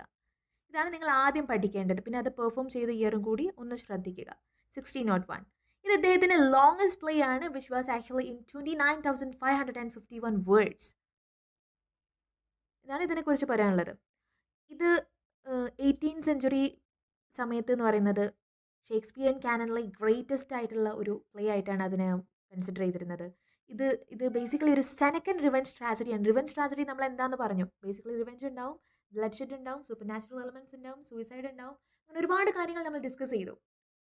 ഈ റിവെഞ്ച് ഇതൊരു ക്ലിയർ കട്ട് സെക്കൻഡ് റിവെഞ്ച് ട്രാജഡിയാണ് എന്ന് കൂടി നമ്മൾ ഓർത്തിരിക്കുക. അതുകൂടാതെ ഇത് ഷേക്സ്പിയറിൻ്റെ ലോങ്സ്റ്റ് പ്ലേ ആണെന്ന് കൂടി മറക്കാതിരിക്കുക. അതിന് പുറമെയായിട്ട് ഇതിൻ്റെ സോഴ്സസ് ആയിട്ട് കാര്യമായിട്ട് പറയുന്നത് ഹാംലെറ്റ് എന്നുള്ള ഇദ്ദേഹത്തിൻ്റെ ഒരു വർക്കിൽ നിന്നാണ്. ഹാംലെറ്റ് എന്നുള്ള ഒരു വർക്കാണ് ഇദ്ദേഹം പറയുന്നത്. അതുകൂടാതെ തന്നെ സാക്സോ ഗ്രമാറ്റിക്കസിൻ്റെ ഡാനിഷ് ഹിസ്റ്ററി എന്നുള്ള വർക്കിൽ നിന്നും കൂടി ഇതിൻ്റെ ഒരു ഇൻഫ്ലുവൻസ് നമ്മൾ ട്രേസ് ഔട്ട് ചെയ്യാൻ ശ്രമിക്കുന്നുണ്ട്. ഓർക്കേണ്ട മറ്റൊരു കാര്യം എന്ന് പറയുന്നത് ഹാംലെറ്റിന് ഇപ്പോഴും ഡിസ്പ്യൂട്ടഡ് ആയിട്ടുള്ള ഓതർഷിപ്സ് ആണുള്ളത്. ഹാംലെറ്റ് എന്ന് പറയുന്നത് പലരും പറയുന്നത് തോമസ് കിഡിൻ്റെ കോൺട്രിബ്യൂഷൻ എന്ന് പറയുന്നുണ്ട്. അതേസമയം തന്നെ ബെൽഫോറസ്റ്റിൻ്റെ കളക്ഷൻ ആയിട്ടുള്ള ഹിസ്റ്ററീസ് ട്രാജിക്കസ് എന്നുള്ള വർക്കിൽ നിന്നാണെന്ന് പറയുന്നുണ്ട്. അതുപോലെ തന്നെ ഈ ബെൽഫോറസ്റ്റിൻ്റെ ഈ സ്റ്റോറി റീടോൾഡ് ചെയ്തുള്ള ഒരു വേർഷനാണ് സാക്സോ ഗ്രമാറ്റിക്കസിൻ്റെ. ഞാൻ മുൻപ് സൂചിപ്പിച്ചതുപോലെ തന്നെ ഫസ്റ്റ് വീഡിയോയിൽ പറഞ്ഞതുപോലെ തന്നെ സാക്സോ ഗ്രമാറ്റിക്കസിൻ്റെ വർക്ക്സിൽ നിന്നും ഇദ്ദേഹം ഇൻഫ്ലുവൻസ്ഡ് ആയിട്ടുണ്ട് എന്നുള്ളതാണ്.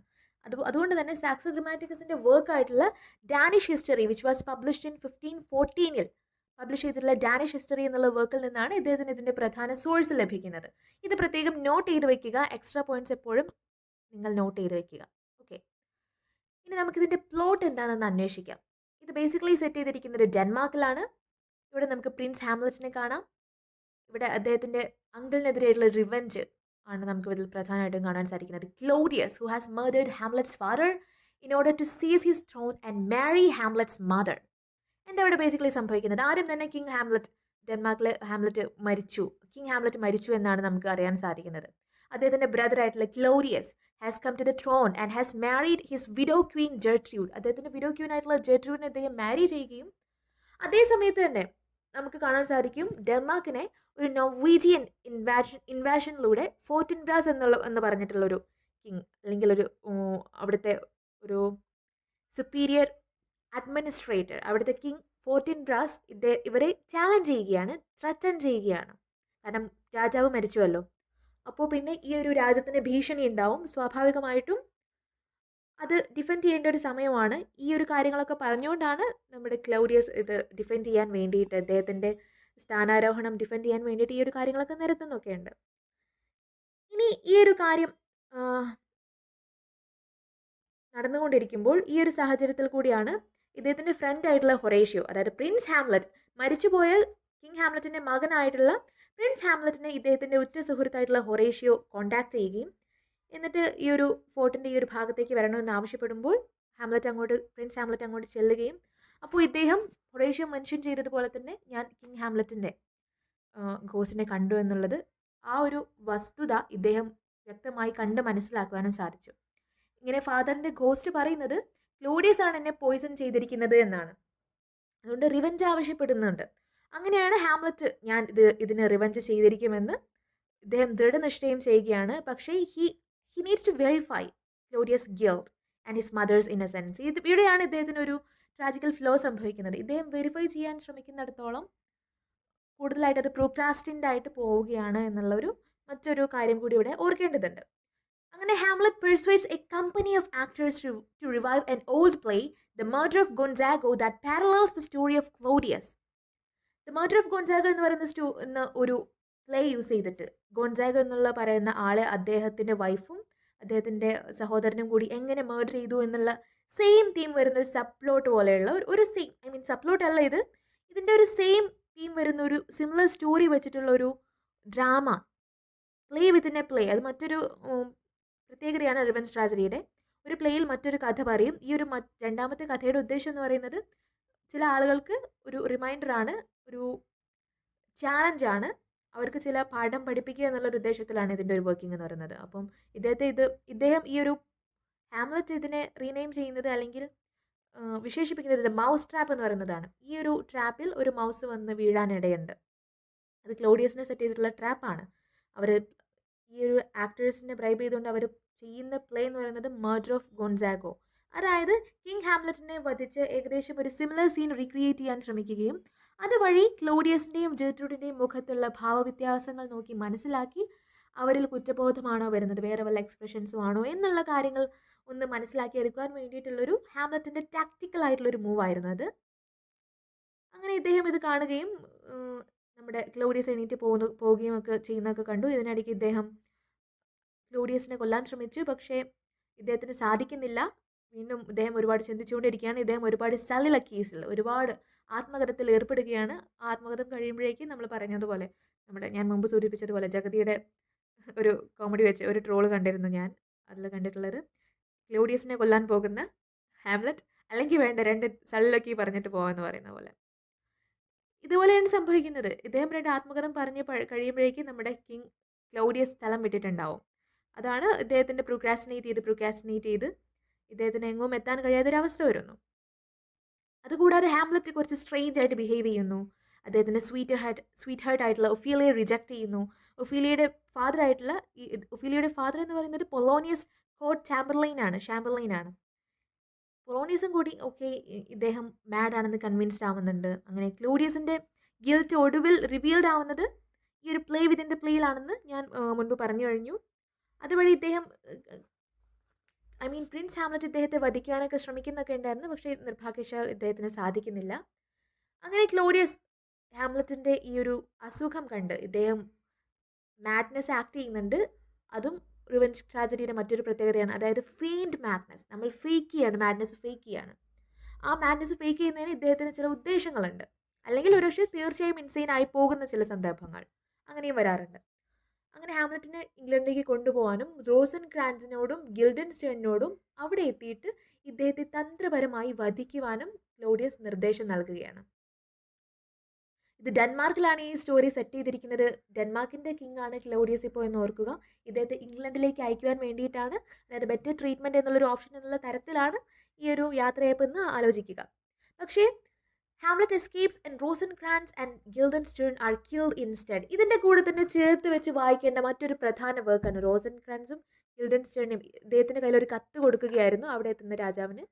അതായത് ഞങ്ങളുടെ കൂടെ എത്തുന്ന ഈ ഒരു കത്ത് കൈവശം വയ്ക്കുന്ന ആളെ നിങ്ങൾ വധിക്കുക, ഇതിൽ മെൻഷൻ ചെയ്തിട്ടുള്ള ആളുകളെ നിങ്ങൾ വധിക്കുക എന്നുള്ളൊരു നിർദ്ദേശമായിരുന്നു. അത് ഈ ഒരു പ്ലാൻ തന്ത്രപരമായി മനസ്സിലാക്കിയ ഹാംലെറ്റ് എന്ന് പറയുന്നത് ഇദ്ദേഹം ഇത് മാറ്റിവെക്കുകയും പേര് മാറ്റുകയും അങ്ങനെ റോസൻക്രാൻസിനെയും ഗിൽഡൻസ്റ്റേണിനെയാണ് ഇൻസ്റ്റെഡ് അവരെ കൊല്ലുന്നത്. ഇതിൻ്റെ കൂടെ ചേർത്ത് വെക്കേണ്ട മറ്റൊരു വർക്കാണ് Tom സ്റ്റൊപ്പാഡിൻ്റെ റോസൻക്രാൻസ് and Guildenstern R dead എന്നുള്ള വർക്ക് എന്ന് പറയുന്നത്. പിന്നീടുള്ള ഫെർദർ ഇവൻറ്റ്സിനെ കുറിച്ചെല്ലാം നമുക്ക് അറിയാവുന്നതാണ്. ഹാംലെറ്റ് ജെർട്രൂഡുമായിട്ടുള്ള ഒരു എൻകൗണ്ടർ ഉണ്ടാവുന്നു അവരുടെ ചേംബറിൽ വെച്ചിട്ട്. അവിടെ ഇദ്ദേഹം ആക്സിഡൻ്റലി അവിടെ ഈവ്സ് ഡ്രോപ്പിംഗ് ചെയ്യുകയായിരുന്ന പൊളോണിയസിനെ, ഇതെല്ലാം ഒളിഞ്ഞു കേൾക്കുകയായിരുന്ന പൊളോണിയസിനെ ഇദ്ദേഹം സ്റ്റാബ് ചെയ്യുകയും അതോടുകൂടി ഈ ഒരു വാർത്ത അറിഞ്ഞ് തൻ്റെ സ്വന്തം പിതാവിനെ വധിച്ചതറിഞ്ഞ് അതിന് അവെഞ്ച് ചെയ്യാൻ വേണ്ടിയിട്ട് അദ്ദേഹത്തിൻ്റെ മകനായിട്ടുള്ള ലയേർട്ടസ് ഡെൻമാർക്കിലേക്ക് തിരിച്ചു വരികയും അദ്ദേഹത്തിൻ്റെ സിസ്റ്റർ കൂടി ഹാംലെറ്റ് കാരണമായിട്ട് മാഡായിട്ടിരിക്കുന്നതായിട്ട് കാണാൻ സാധിച്ചു. അങ്ങനെ ഒടുവിൽ ക്ലോഡിയസ് ലയേറ്റസുമായിട്ട് കൂടിച്ചേർന്ന് ഹാംലെറ്റിനെ ഒരു ഡ്യുവലിൽ വധിക്കാൻ വേണ്ടിയിട്ട് വിഷം പുരണ്ട ഒരു sword, a poison tip sword ഒക്കെ യൂസ് ചെയ്തിട്ട് ഇദ്ദേഹത്തെ വധിക്കാൻ വേണ്ടിയിട്ട് ഒരു പ്ലോട്ടൊക്കെ ഒരുക്കുകയായിരുന്നു. ഒടുവിൽ ഒഫീലിയയുടെ ഡെത്തും കൂടി നമുക്ക് കാണാൻ സാധിക്കുന്നുണ്ട്. അത് ലയേറ്റസിന്റെ ഈ ഒരു ദൃഢനിശ്ചയത്തെ കൂടുതൽ ഫർദർ സ്ട്രെങ്തൻ ചെയ്തു. അതുകൂടാതെ ഒടുവിൽ ഈ ഡ്യുവൽ കറക്റ്റ് സമയത്ത് തന്നെ നടന്നു. അതോടുകൂടി തന്നെ ഇത് അറിയാതെ തന്നെ മറ്റ് ചില പ്രശ്നങ്ങൾ കൂടി അവിടെ സംഭവിച്ചു. അതായത് ജെർട്രൂഡ് അവിടെ മരിച്ചു, ലയേറ്റസും മരിച്ചു, ക്ലോഡിയസും ഹാംലറ്റും മരിച്ചു. അതായത് ഇതിൽ പ്രധാനപ്പെട്ട പ്രിൻസിപ്പൽ ക്യാരക്ടേഴ്സ് എല്ലാം മരിച്ചു എന്നുള്ള കാര്യം കൂടി നമ്മളിവിടെ കാണുന്നതാണ്. ഏറ്റവും ഒടുവിലായിട്ട് നോർവേയിലെ കിങ് ആയിട്ടുള്ള ഫോർട്ടിൻബ്രാസ് കിങ് ഓഫ് ഡെൻമാർക്കിന്, അതായത് പ്രിൻസ് ഹാംലറ്റിന് വേണ്ടിയിട്ട് ഒരു പ്രത്യേക ഫ്യൂണറൽ തന്നെ അദ്ദേഹം അറേഞ്ച് ചെയ്യാനും ശ്രദ്ധിച്ചു എന്നുള്ള കാര്യമാണ്. ഇതൊക്കെയാണ് നമുക്ക് ബേസിക്കലി നമുക്ക് ഹാംലറ്റിനെ കുറിച്ച് അറിയാവുന്ന കാര്യങ്ങളെന്ന് പറയുന്നത്. ഇത് ഒരുപാട് സെഞ്ച്വറീസിലായിട്ട് ഇപ്പോഴും ഒരുപാട് സ്റ്റഡീസ് നടന്നുകൊണ്ടിരിക്കുന്ന അത്രത്തോളം ഇൻട്രസ്റ്റിംഗ് ആയിട്ടുള്ള ഇൻഡെപ്ത് മീനിങ്സ് ഉള്ള ഒരു പ്ലേ ആണ്. കാരണം AC ബ്രാഡ്ലിനെ ഇദ്ദേഹം ഹാംലറ്റിനെ വിളിക്കുന്നത് ട്രാജഡി ഓഫ് മോറൽ ഐഡിയലിസം എന്നൊക്കെയാണ്. കാരണം പ്രൊക്രാസിനേറ്റ് ചെയ്ത് ഇദ്ദേഹം പ്രൊക്രാസിനേറ്റ് ചെയ്യാനുള്ള ഒരു കാരണം തന്നെ ഇദ്ദേഹത്തിൻ്റെ മോറൽ ഐഡിയലിസം കാരണമാണ്. ഒരുപാട് സ്റ്റഡീസ് ഇതിൽ നടക്കുന്നുണ്ട്. അല്ലെങ്കിൽ the tragedy of thought reflection എന്നാണ് ഷ്ലെഗലും അതുപോലെ തന്നെ അതിനുശേഷം കോളറിജും ഒക്കെ ഹാംലറ്റിനെ ഇവർ അഡ്രസ്സ് ചെയ്യുന്നത്. ഇതൊക്കെയാണ് നമുക്ക് ഹാംലറ്റിൻ്റെ കാര്യത്തിൽ പ്രത്യേകമായിട്ട് ഡിസ്കസ് ചെയ്യാനുള്ള കാര്യങ്ങളെന്ന് പറയുന്നത്. ഇനി നിങ്ങളുടെ ഹോംവർക്ക് വരാൻ പോകുന്ന ഈ ഒരു സെഷനിലെ ഒരു ഭാഗമാണ് ഇമ്പോർട്ടൻറ്റ് കോഡ്സ് എന്ന് പറയുന്നത്. ബേസിക് ഡീറ്റെയിൽസും കാര്യങ്ങളെല്ലാം ഞാൻ നിങ്ങൾക്ക് നൽകുന്നതായിരിക്കും. ചില ഇമ്പോർട്ടൻറ്റ് കോഡ്സും ഞാൻ മെൻഷൻ ചെയ്യുന്നതായിരിക്കും. കൂടെ തന്നെ നിങ്ങൾക്ക് കളക്ട് ചെയ്യാൻ പറ്റുന്ന ഒരു 3 ഇമ്പോർട്ടൻറ്റ് കോഡ്സ് കൂടി നിങ്ങളിതിൽ കളക്ട് ചെയ്തിട്ട് ആര് പറഞ്ഞു, ഏത് സീനിൽ പറഞ്ഞു എന്ന് കൂടെ മനസ്സിലാക്കാൻ ശ്രമിക്കുക. ഇത് നിങ്ങൾക്കൊരു ഹോംവർക്ക് ആയിരിക്കും. ഒന്നാമതായിട്ട് to be or not to be, that is the question. ഇതാണ് ഏറ്റവും നമ്മുടെ ഔട്ട് ഓഫ് ഓൾ ട്രാജഡീസ് ഇപ്പോഴും ഏറ്റവും ബെസ്റ്റായിട്ട് നമ്മൾ കൺസിഡർ ചെയ്യുന്ന ഒരു ബെസ്റ്റ് സല്ലക്കി ആയിട്ട് ഒരു പ്രധാന കോഡായിട്ട് നമ്മൾ കൺസിഡർ ചെയ്യുന്ന ഒന്നാണ് to be or not to be, that's the question. നിങ്ങൾക്കത് വേണമോ വേണ്ടയോ? നിങ്ങൾക്ക് അവിടെ ഒരു വിൽ ഉണ്ടോ ഇല്ലയോ? Are you determined or not? അതാണ് യഥാർത്ഥത്തിലുള്ള ക്വസ്റ്റ്യൻ. ബാക്കിയുള്ള പരിശ്രമങ്ങളും കാര്യങ്ങളും വർക്കും എല്ലാം പിന്നീടത്തേക്കുള്ളതാണ്. നിങ്ങൾക്കത് വേണമോ വേണ്ടയോ? Are you willing to do that or not? Are you ready to take up the challenge to clear SET exam? അതാണ് ഇവിടെ പ്രധാനമായിട്ടും നമ്മൾ ശ്രദ്ധിക്കേണ്ടത്. അപ്പോൾ ഈ ഒരു സലലൊക്കെയാണ് ഇംഗ്ലീഷ് ലാംഗ്വേജിൽ തന്നെ ഏറ്റവും ഫേമസ് ആയിട്ടുള്ളൊരു സലലക്കി എന്ന് പറയുന്നത്. ഇത് ഹാംലെറ്റ് ആക്ട് 3 സീൻ 1 സംസാരിച്ചിട്ടുള്ളൊരു സലലക്കിയാണ്, ഒരു ആത്മകഥമാണ്. മറ്റൊന്നാണ് neither a borrower nor a lender be, for loan of loses both itself and friend and borrowing dulls the edge of husbandry. ഇത് പൊളോണിയസ് ആക്ട് 1 സീൻ 3 ചെയ്തിട്ടുള്ള ഒരു കമൻ്റ് ആണ്. ഇദ്ദേഹം ഒരു ബോറോവറോ അല്ലെങ്കിൽ ലെൻഡറോ അല്ല. പക്ഷേ ഓരോ ലോണിലും ഒരാൾക്ക് നഷ്ടപ്പെടുന്നത് പോസിബിളി ഒരു ഫ്രണ്ട് ആയിരിക്കും. വളരെ നമ്മൾ ഓരോ ലൈൻസ് എടുത്ത് നോക്കുകയാണെങ്കിൽ നമുക്കതിൽ ഇൻഡെപ്ത് മീനിങ്സ് കാണാൻ പറ്റും. ഇദ്ദേഹത്തിൻ്റെ ഷേക്സ്പിയറിൻ്റെ ഒരു വർക്കിൻ്റെ ഒരു പ്രത്യേകത അല്ലെങ്കിൽ മേജർ ട്രാജഡീസിൻ്റെ ഒരു പ്രത്യേകത എന്ന് പറയുന്നത് ഇവരെയൊക്കെ ഈ ഒരു ഹാംലെറ്റിൻ്റെയും ജൂലിയസ് സീസറിൻ്റെയൊക്കെ ശേഷമുള്ള അതുപോലെയുള്ള പ്രധാന ട്രാജഡീസിനൊക്കെ നമുക്ക് വിളിക്കാൻ പറ്റുന്നത് ട്രാജഡീസ് ഓഫ് പാഷൻ ആണ്. അതിൽ ഒരുപാട് പാഷനേറ്റ് ആയിട്ടുള്ള ലൈഫിനെ കുറിച്ചുള്ള ഒരുപാട് ലെസൺസ് അതിൽ വരുന്നുണ്ട്. ചെറിയ ചെറിയ കാര്യങ്ങളാണ് അവർ പറയാൻ ഉദ്ദേശിക്കുന്നതെങ്കിലും അതിലൂടെ വലിയ വലിയ ലൈഫ് ലെസൺസ് ആണ് അവർ ഓരോ കോഴ്സിലും കൂടി ഇൻക്ലൂഡ് ചെയ്യാൻ ശ്രമിക്കുന്നത്.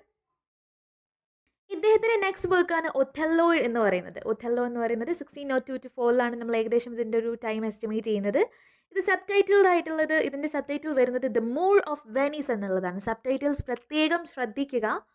ഇതിൻ്റെ സബ് ടൈറ്റിൽ വരുന്നത് ദ മൂർ ഓഫ് വെനീസ് എന്നാണ്. It's actually A tragedy of passion, ഞാൻ മുൻപ് സൂചിപ്പിച്ചതുപോലെ തന്നെ. അതുകൂടാതെ ഇവിടെ നമുക്ക് ഹീറോയിനെ ഒരു കൊളോസൽ ഫിഗർ ആയിട്ടാണ് കാണുന്നത്. ഭയങ്കര വെൽ ബിൽറ്റ് ആയിട്ടുള്ള ഫിസിക്കൊക്കെ ഉള്ള ഒരു കൊളോസൽ ഓവർ ആർക്കിംഗ് ഫിഗറാണ് നമുക്കിവിടെ കാണാൻ സാധിക്കുന്നത്. ഇവിടെയാണ് കോളറിജ് ഇദ്ദേഹത്തിൻ്റെ ടേം ആയിട്ടുള്ള മോട്ടീവ്ലെസ് മാലിഗ്നിറ്റി ടു ഇയാഗോ എന്നുള്ള ഒരു പ്രശസ്തമായിട്ടുള്ള ക്യാരക്ടറിൻ്റെ മോട്ടീവ്ലെസ് ആയിട്ടുള്ള അദ്ദേഹത്തിൻ്റെ മാലിഗ്നിറ്റി, അദ്ദേഹത്തിൻ്റെ ഒരു അത്രത്തോളം വിഷ്യസ് ആയിട്ടുള്ള ഈ ഒരു ക്യാരക്ടറിസ്റ്റിക്സിനെ ഇദ്ദേഹം കൂടുതലായിട്ട് ഇലാബറേറ്റ് ചെയ്യുന്ന ഒരു ടെൻഡൻസി നമുക്കിവിടെ കാണാൻ സാധിക്കും. ഇയാഗോയുടെ മോട്ടീവ്ലെസ് ആയിട്ടുള്ള യാതൊരു ലക്ഷ്യബോധവും ഇല്ലാത്ത മാലിഗ്നിറ്റി എന്നാണ് ഇദ്ദേഹം വിശേഷിപ്പിക്കുന്നത്. അതായത് യാതൊരു ലക്ഷ്യബോധവുമില്ലാതെ യാതൊരു ആവശ്യവുമില്ലാതെയുള്ള ഒരു പ്രത്യേക ഫോക്കസ്ഡ് ആയിട്ടുള്ളൊരു ലക്ഷ്യമില്ലാതെയുള്ള ഇയാഗോയുടെ ഒരു തീരാത്തൊരു പകയാണ് ഇദ്ദേഹം മെൻഷൻ ചെയ്യുന്നത്. അതായത് ദ മോട്ടീവ്ലെസ് മാലിഗ്നിറ്റി ടു ഇയാഗോ എന്ന് ഇദ്ദേഹം ഇയാഗോയ്ക്ക് ഒരു ടേം അല്ലെങ്കിൽ ഒരു വിശേഷണം കൊടുക്കുകയാണ്. ഇവിടെ നമുക്ക് ബേസിക്കലി 2 ക്യാരക്ടേഴ്സിനെ കാണാൻ സാധിക്കുന്നതാണ്. ഒറ്റെല്ലോ ആൻഡ് ഇയാഗോ, ഇവരാണ് പ്രിൻസിപ്പൽ ക്യാരക്ടേഴ്സ് ആയിട്ട് വരുന്നത്. അതിനുശേഷം നമുക്കറിയാൻ പറ്റും ഒറ്റെല്ലോ എന്ന് പറയുന്നത് ഒരു മൂറിഷ് ജനറൽ ആണ്. He was actually in the Venetian army who was charged with the generalship of Venice on the eve of war with the Ottoman Turks over the island of Cyprus. ഇദ്ദേഹം basically ഒരു trusted general ആണ് Venetian ആർമിയിലെ. അതുകൂടാതെ ഇദ്ദേഹം ഡെസ്ഡിമോനെ secretly മാരി ചെയ്തിട്ടുണ്ടെന്ന് ഓർക്കുക. ഇദ്ദേഹം just മാരി ചെയ്തിട്ടേ ഉള്ളൂ. ഡെസ്ഡിമോൻ എന്ന് പറയുന്നത് വെനീഷ്യൻ സെനറ്റർ ആയിട്ടുള്ള ബ്രബാൻഷിയോയുടെ മകളാണ് ഡെസ്ഡിമോന എന്ന് പറയുന്നത്. അതേസമയം തന്നെ ഇദ്ദേഹത്തെക്കുറിച്ച് നമുക്കറിയാവുന്ന മറ്റൊരു കാര്യം, ഇദ്ദേഹം ഒരു മൂറിഷ് ജനറൽ ആയിരുന്നു വെനീഷ്യൻ ആർമിയിലെ. ഇദ്ദേഹത്തിന് ഒറ്റോമൻ തൂക്സിൻ്റെ ഐലൻഡ് ഓഫ് സൈപ്രസിൽ വെച്ചിട്ടുള്ള ആ ഒരു വാർസിന് എതിരെയായിട്ടുള്ള ആ ഒരു സമയത്താണ് ഇദ്ദേഹത്തിന് ഈ ജനറൽഷിപ്പ് ഇദ്ദേഹം അല്ലെങ്കിൽ ആ ഒരു കൺട്രി ഇദ്ദേഹത്തിൻ്റെ ഒരു കിങ് ഇദ്ദേഹത്തിന് ആ ഒരു ജനറൽഷിപ്പ് റിവാർഡ് ചെയ്യുന്നത്. മറ്റൊന്നാണ് ഇദ്ദേഹം ഡെസ്റ്റിമോണിയെ മാരി ചെയ്തിട്ടുണ്ടായിരുന്നു. അവരൊരു ബ്യൂട്ടിഫുൾ ആയിട്ടുള്ള വെൽതി ആയിട്ടുള്ള ഒരു വെനീഷ്യൻ ഗേൾ ആയിരുന്നു. ഇദ്ദേഹത്തെ സംബന്ധിച്ചിടത്തോളം ഒരുപാട് യങ് ആയിട്ടുള്ളൊരു ക്യാരക്ടറാണ് ഡെസ്ഡിമോന എന്ന് പറയുന്നത്. പക്ഷേ ഡെസ്ഡിമോന എന്ന് പറയുന്നത് അവരുടെ ഫാദറിന് എതിരായിട്ട് അവരുടെ ഇഷ്ടങ്ങൾക്ക് എതിരായിട്ട് ഇവർ സീക്രട്ട് മാരേജ് ആണെന്ന് ഞാൻ പറഞ്ഞുകൂടെ കഴിഞ്ഞു. ഇനി ഇവിടെ സംഭവിക്കുന്നത് എന്താണെന്ന് വെച്ചാൽ ഇയാഗോ എന്ന് പറയുന്നത് ഒതല്ലയുടെ ജലസ് ആയിട്ടുള്ള ബിറ്റർ ആയിട്ടുള്ള ഒരു എൻസൈനാണ്, ഒരു അക്കംപ്ലീസ് ആണ്. അദ്ദേഹം ചെയ്യുന്നത് എന്താണെന്ന് വെച്ചാൽ അദ്ദേഹത്തിൻ്റെ മാസ്റ്ററിൻ്റെ ജലസിയെ കൂടുതലായിട്ട് പ്രൊമോട്ട് ചെയ്യുകയും ഒടുവിൽ അദ്ദേഹം തൻ്റെ ബിലൗഡ് വൈഫിനെ കൊല്ലുന്ന ഒരു കടുത്ത ദേഷ്യത്തിൽ അദ്ദേഹത്തിൻ്റെ വൈഫിനെ കൊല്ലുന്ന ആ ഒരു തരത്തിലുള്ള ഒരു എക്സ്ട്രീം ജലസി അല്ലെങ്കിൽ ഒരു എക്സ്ട്രീം ആയിട്ടുള്ള ചില വികാരങ്ങളിലേക്ക് നമ്മുടെ ഈ ഒരു ഇയാഗോ എന്ന് പറയുന്ന അത്രയും കുടിപ്പക വെച്ച് നടക്കുന്ന അല്ലെങ്കിൽ തീരാപക വെച്ച് നടക്കുന്ന തരത്തിലുള്ള ഒരു ക്യാരക്ടറാണ് ഇയാഗോ എന്ന് പറയുന്നത്.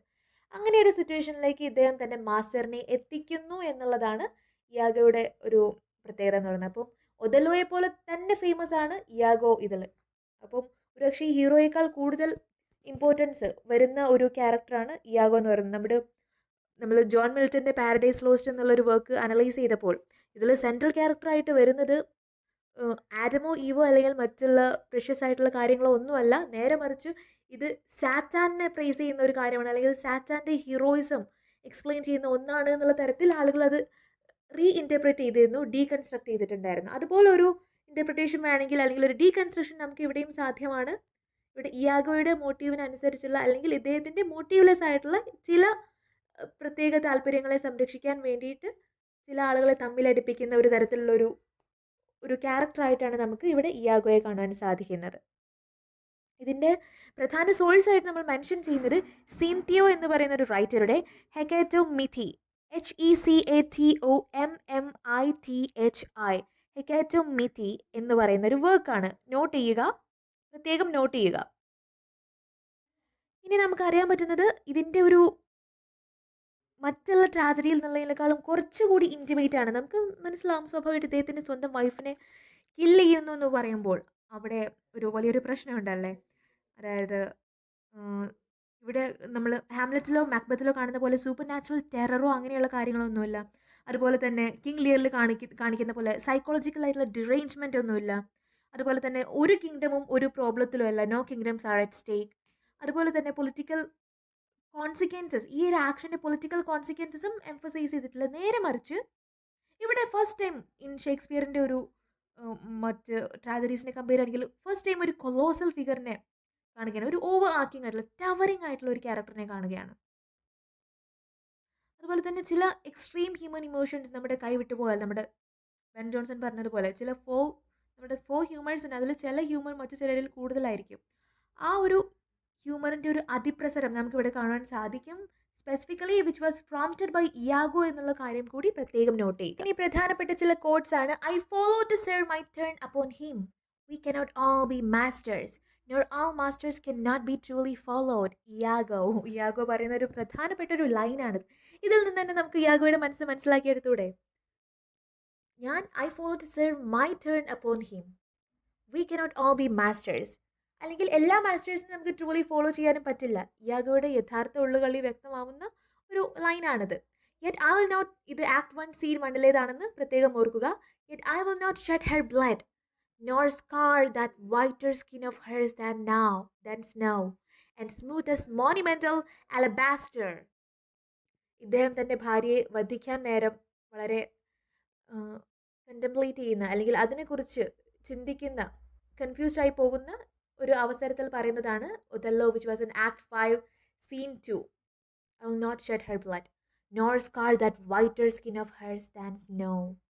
സ്വന്തം ഭാര്യയെ വർണ്ണിച്ചുകൊണ്ട് ഞാൻ അവരുടെ ബ്ലഡ്, ഒരിക്കലും രക്തം ചിന്തുകയില്ല എന്ന് തീരുമാനിക്കുന്ന ഒരു ഒഥല്ലോയെ നമുക്ക് അവിടെ കാണാം. പക്ഷേ പിന്നീടുള്ള ട്രാജിക്കൽ എൻഡിങ്ങും കൂടി നമുക്കറിയാം. അത് ആക്ട് 5 സീൻ 2 ഇതിലെ പ്രധാനപ്പെട്ട 3 കോഡ്സും കൂടി കണ്ടെത്തി എഴുതുക എന്നുള്ളതാണ് നിങ്ങളുടെ ഹോംവർക്ക്. ഓരോ സെഷനും പ്രത്യേകം സെപ്പറേറ്റ് ആയിട്ട് തന്നെ ചെയ്യാൻ ശ്രമിക്കുക. അതിൻ്റെ കോണ്ടെക്സ്റ്റ് കൂടി മനസ്സിലാക്കാൻ ശ്രദ്ധിക്കുക. അടുത്ത പ്രധാനപ്പെട്ട വർക്കാണ് കിങ് ലിയർ. അത് 1606 ഇതിൻ്റെ ഒരു പെർഫോമൻസ് എന്ന് പറയുന്നത്. ഇവിടെ നമുക്കൊരു ബേസിക്കലി ഒരു മിത്തോളജിക്കൽ ലയറിൻ്റെ, അതായത് മിത്തോളജിക്കൽ കിങ് ആയിട്ടുള്ള ലയർ ഓഫ് ബ്രിട്ടൻ, ഇവരെ ബേസ് ചെയ്തിട്ടുള്ള ഒരു ലെജൻഡറി ആയിട്ടുള്ള ഒരു ട്രാജിക്കൽ പ്ലേ ആണ് കിങ് ലിയർ എന്ന് പറയുന്നത്. ഓർക്കേണ്ടതിൻ്റെ കൂടെ പ്രത്യേകം ആലോചിക്കേണ്ട മറ്റൊരു കാര്യം എന്ന് പറയുന്നത്, നെഹം ടേറ്റ് എന്ന് പറയുന്ന ഒരു എഴുത്തുകാരൻ, ഇദ്ദേഹം ഈ ഒരു പ്ലേ അതിനൊരു ഹാപ്പി എൻഡിങ്ങോട് കൂടി ഇദ്ദേഹത്തിന് കൊണ്ടുവരാൻ പറ്റി എന്നുള്ളത് പ്രത്യേകം ആലോചിക്കുക. അപ്പോൾ who boat the play with a happy ending എന്ന് ചോദിക്കുകയാണെങ്കിൽ നെഹം ടേറ്റ് ആണ്. ഇതിൻ്റെ ഒരു സോഴ്സ് എന്ന് പറയുന്നത് ഹോളിൻഷെഡിൻ്റെ ക്രോണിക്കിൾസിൽ നിന്നുമാണ്. അതുകൂടെ ഓർക്കുക. അതുകൂടാതെ ഇതിൻ്റെ ഒരു സബ്പ്ലോട്ടായിട്ട് വരുന്നത് സിഡ്നിയുടെ ആർക്കേഡിയയിൽ നിന്നാണ് അതിൻ്റെ ഇൻഫ്ലുവൻസ് എടുത്തിരിക്കുന്നത്. അതുകൂടി ഓർക്കുക.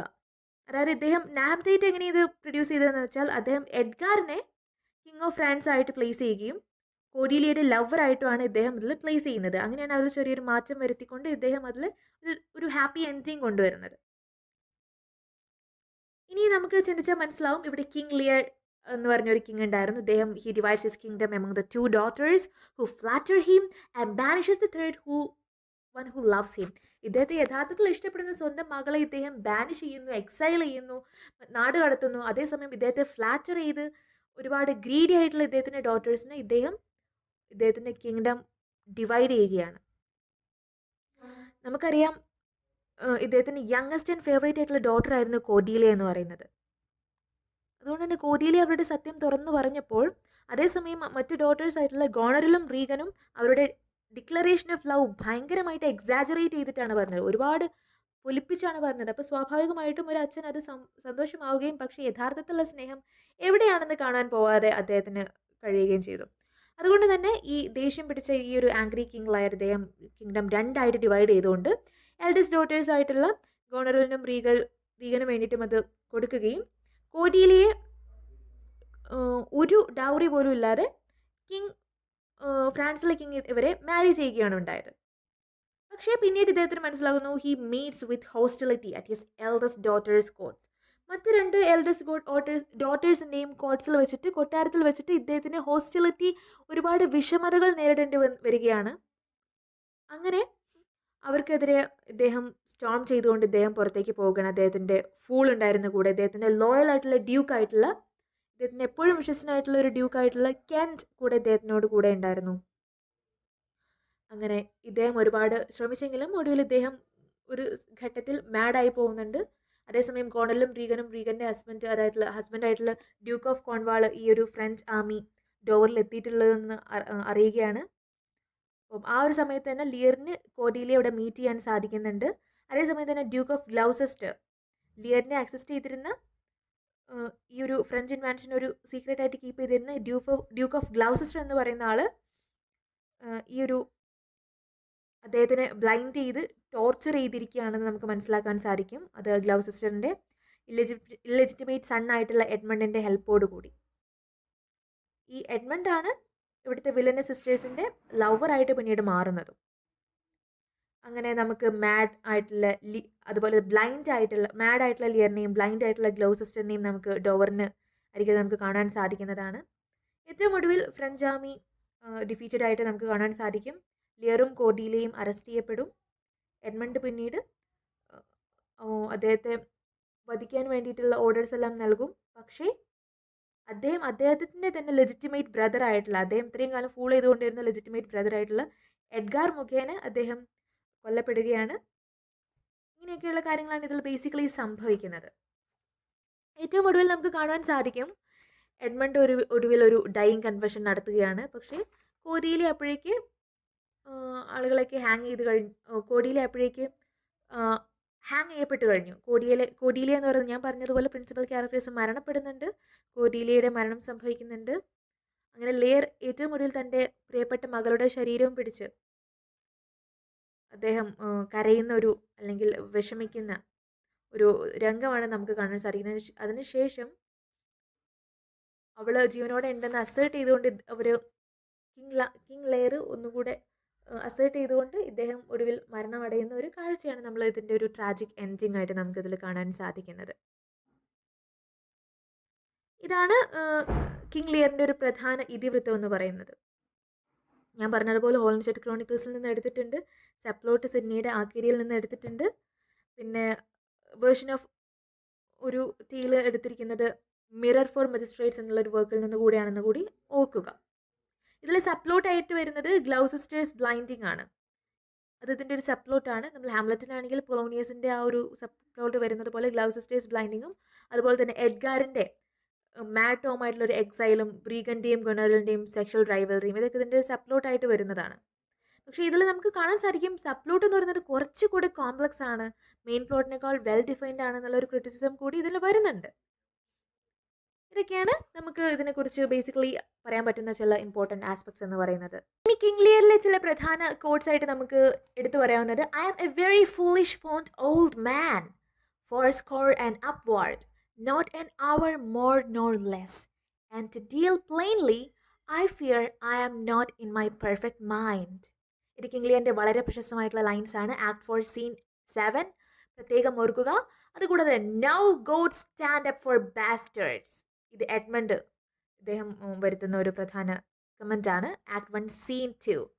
അടുത്തത് unhappy that I am I can not heave my heart into my mouth I love your majesty according to my bond no more nor less, ഇത് കോർഡീലിയ പറയുന്ന ഒരു പ്രധാന കോട്ടാണ്. Act 1 scene 1.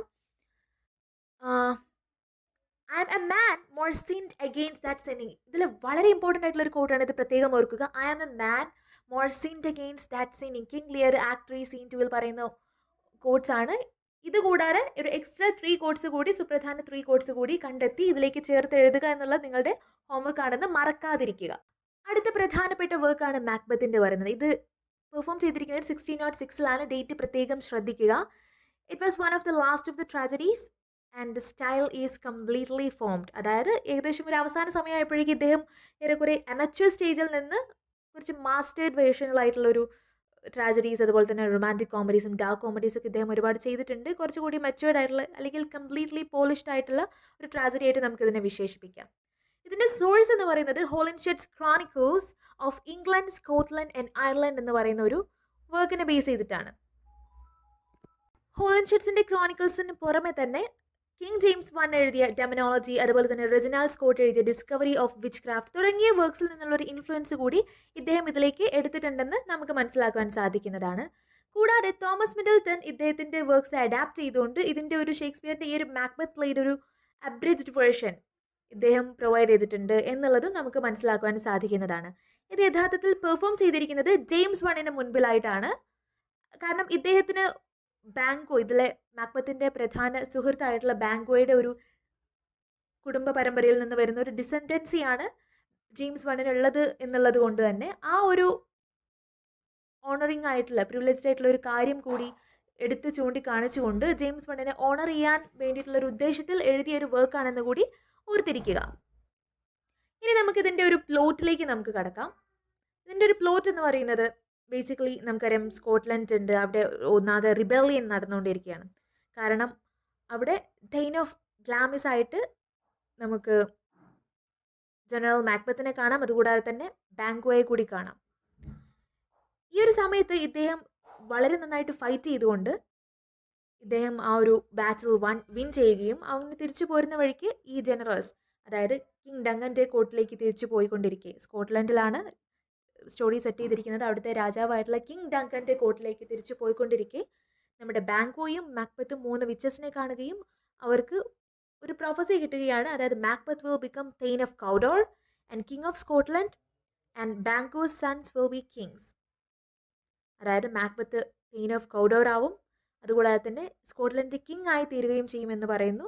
അതുകൂടാതെ ബാങ്കോയുടെ മക്കളും, ബാങ്കോ ആവില്ലെങ്കിലും ബാങ്കോയുടെ മക്കളും കിങ്സ് ആവും എന്നുള്ളൊരു പ്രോഫസിയാണ്.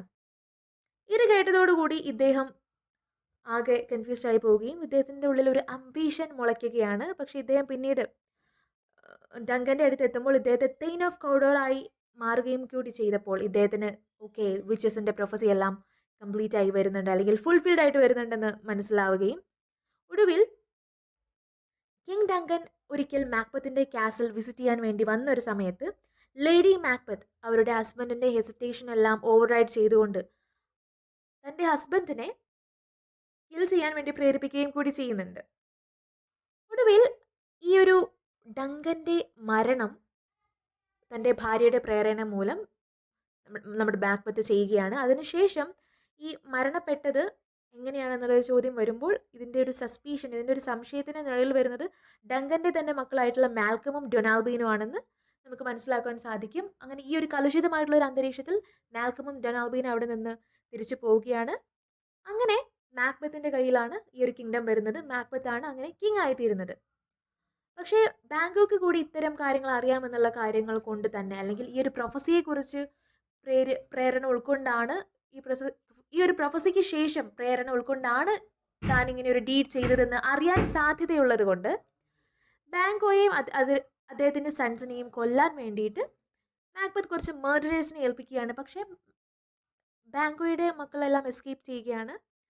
ഒടുവിൽ മാക്ബത്ത് പിന്നീട് അദ്ദേഹത്തിൻ്റെ കുറ്റബോധം കൊണ്ട് ആകെ കൂടെ ഉറക്കമില്ലാത്ത രാത്രികളൊക്കെ ആയിട്ട് കഴിച്ചു കൂട്ടുമ്പോൾ വിച്ചസ് അദ്ദേഹത്തിനോട് അഷ്വർ ചെയ്യുകയാണ് he will not be defeated until Birnam wood comes to the Dunsinane castle and that no man born of woman can harm him. അതായത് ബിർനാം വുഡ്സ് ഡൻസിനെയിൻ കാസലിൻ്റെ അങ്ങോട്ടേക്ക് വരുന്നത് വരെ, ബിർനാം വുഡ്സ് ഡൻസിനെയിൻ കാസലിൻ്റെ അടുത്തേക്ക് വരുന്നത് വരെയും ഒരു സ്ത്രീയുടെ നിങ്ങൾക്ക് മരണം സംഭവിക്കില്ല എന്നും അതുകൂടാതെ ഒരു സ്ത്രീയിൽ നിന്ന് പിറന്ന ഒരാൾക്കും നിങ്ങളെ വധിക്കുവാൻ കഴിയില്ല എന്നും അവർ വാക്ക് നൽകുകയാണ്. അപ്പോൾ ഈ ഒരു സാഹചര്യത്തിൽ ഇദ്ദേഹം ഒരുപാട് കോൺഫിഡൻ്റ് ആയിട്ട് സന്തോഷത്തോടെ ഇരിക്കുകയും, പക്ഷേ പിന്നീട് നമുക്ക് മനസ്സിലാക്കാൻ സാധിക്കുന്നത് ലേഡി മാക്ബത്തിന് ഗിൽറ്റ് വളർന്നുകൊണ്ട് അവർ മരിക്കുകയും ചെയ്യുന്നുണ്ടെന്ന് മനസ്സിലാവുന്നുണ്ട്. അവർ സ്ലീപ്പ് വാക്കിംഗ് നടന്ന് ഒടുവിൽ അവർ മരണപ്പെടുന്നുണ്ട് നമുക്ക് മനസ്സിലാക്കുവാൻ സാധിക്കുന്നുണ്ട്. അതായത് ഈ ഒരു സ്ലീപ്പ് വാക്കിലൂടെ ഡങ്കൻ്റെ മേർഡറിനെ കുറിച്ചുള്ള ഒരു വലിയൊരു സീക്രട്ട് ഇവരെ എക്സ്പോസ് ചെയ്യുകയാണ്. അങ്ങനെ മാൽക്കംസിൻ്റെ സോൾജിയേഴ്സ് ബിർനാം വുഡ്സിൽ നിന്നും ചില ബ്രാഞ്ചസ് കട്ട് ചെയ്തുകൊണ്ട് അവരുടെ ഈ ഒരു അറ്റാക്കിനെ ക്യാമഫ്ലേജ് ചെയ്യാനും ഹൈഡ് ചെയ്യാനും വേണ്ടിയിട്ട് ഈ ഒരു ബ്രാഞ്ചസ് വഴി ബിർനാം വുഡ്സിലെ ബ്രാഞ്ചസ് യൂസ് ചെയ്തുകൊണ്ട് ഡൻസിനെയിൻ കാസലിൻ്റെ അടുത്തേക്ക് വരികയും അതോടുകൂടി നമുക്ക് മനസ്സിലാക്കുവാൻ സാധിക്കും, ഹാംലെറ്റിന് മനസ്സിലാക്കുവാൻ സാധിക്കും അയ്യോ എൻ്റെ അന്ത്യം അടുത്തു കഴിഞ്ഞു എന്ന്. അങ്ങനെ ഈ ഒരു സമയത്ത് തന്നെ ലേഡി മാക്ബത്ത് മരിച്ചു എന്നുള്ളൊരു വേർഡ് കൂടി ഇദ്ദേഹത്തിന്, ഒരു വാർത്ത കൂടി ഇദ്ദേഹം അറിയുന്നു. അതുകൂടാതെ ഇദ്ദേഹം ഫൈനലി മാക്ഡഫ് കാരണം മരണപ്പെടുകയാണ്. അപ്പോൾ ഇദ്ദേഹം നമുക്കൊരു ക്വസ്റ്റ്യൻ ഉണ്ടാവും, എങ്ങനെ ഒരു സ്ത്രീയിൽ നിന്ന് പിറന്ന ഒരാൾക്ക് അങ്ങനെ ഇദ്ദേഹത്തെ വധിക്കുവാൻ സാധിക്കുമെന്ന്. പക്ഷെ നമുക്കറിയാൻ പറ്റും അദ്ദേഹത്തിൻ്റെ അൺടൈംലി ബർത്ത് കാരണം അദ്ദേഹത്തിൻ്റെ മദറിൻ്റെ വൂബിൽ നിന്നും, ഗർഭാശയത്തിൽ നിന്നും, ഇപ്പം ഒരു മോഡേൺ സിസ്റ്റേറിയൻ സെക്ഷൻ പറയുന്നത് പോലെ അവരുടെ വയറിൽ നിന്നും റിപ്പ് ചെയ്തെടുത്തതായിരുന്നു. അല്ലാതെ സാധാരണ രൂപത്തിലൊരു നോർമൽ ഡെലിവറി വഴി ജനിച്ച ഒരാളല്ല മാക്ഡഫ് എന്നുള്ള ഒരു കാര്യമാണ് നമുക്കിതിൽ നിന്ന് മനസ്സിലാക്കാൻ സാധിക്കുന്നത്. അങ്ങനെ ഏറ്റവും ഒടുവിൽ മാൽക്കം സ്കോട്ട്ലൻഡിൻ്റെ കിങ് ആയി തീരുന്ന ഒരു സാഹചര്യമാണ് നമുക്ക് കാണാൻ സാധിക്കുന്നത്. ഇതിന് ഹാംലെറ്റുമായിട്ട് ഒരുപാട് സിമിലാരിറ്റീസ് ഒക്കെ ഉണ്ട്. അതായത് ആക്ഷൻ ഹ്യൂമൻ ഏജൻസി ആയിട്ട് റെസ്ട്രിക്റ്റഡ് ആവുന്നില്ല, സൂപ്പർ നാച്ചുറലിന് വേണ്ടിയിട്ടുള്ള ഒരു ഫാസിനേഷൻ ഉണ്ട്, കുറച്ച് സബ്ലിമിറ്റി നമുക്കിവിടെ കാണാൻ സാധിക്കും.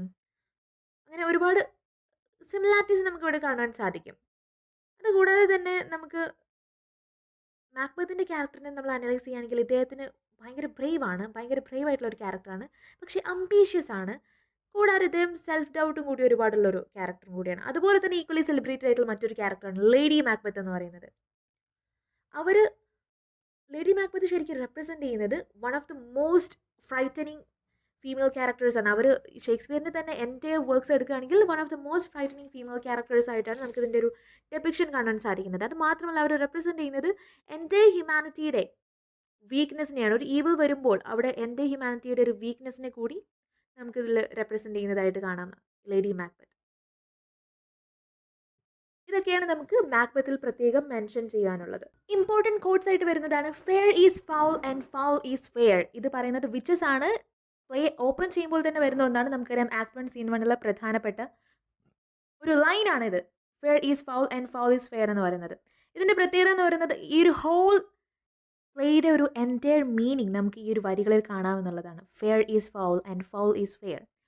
രണ്ടാമത് come you spirits that tend on moral thoughts unsex me here and fill me from the crown to the toe, top full of direst cruelty. കുറച്ചൊരു ആക്കായിക് ലാംഗ്വേജ് ഉണ്ട് എന്നുള്ളത് ഓർക്കുക.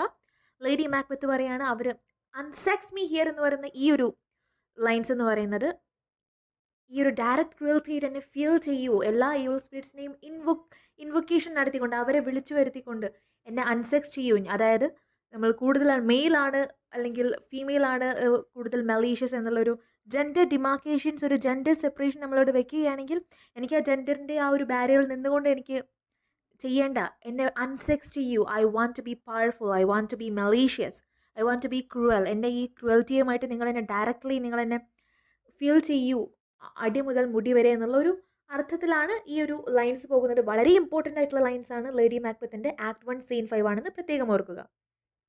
മറ്റൊന്ന്, is this a dagger which I see before me, the handle toward my hand, come let me clutch thee, I have thee not, and yet I see thee still, art thou not fatal vision, sensible to feeling as to sight?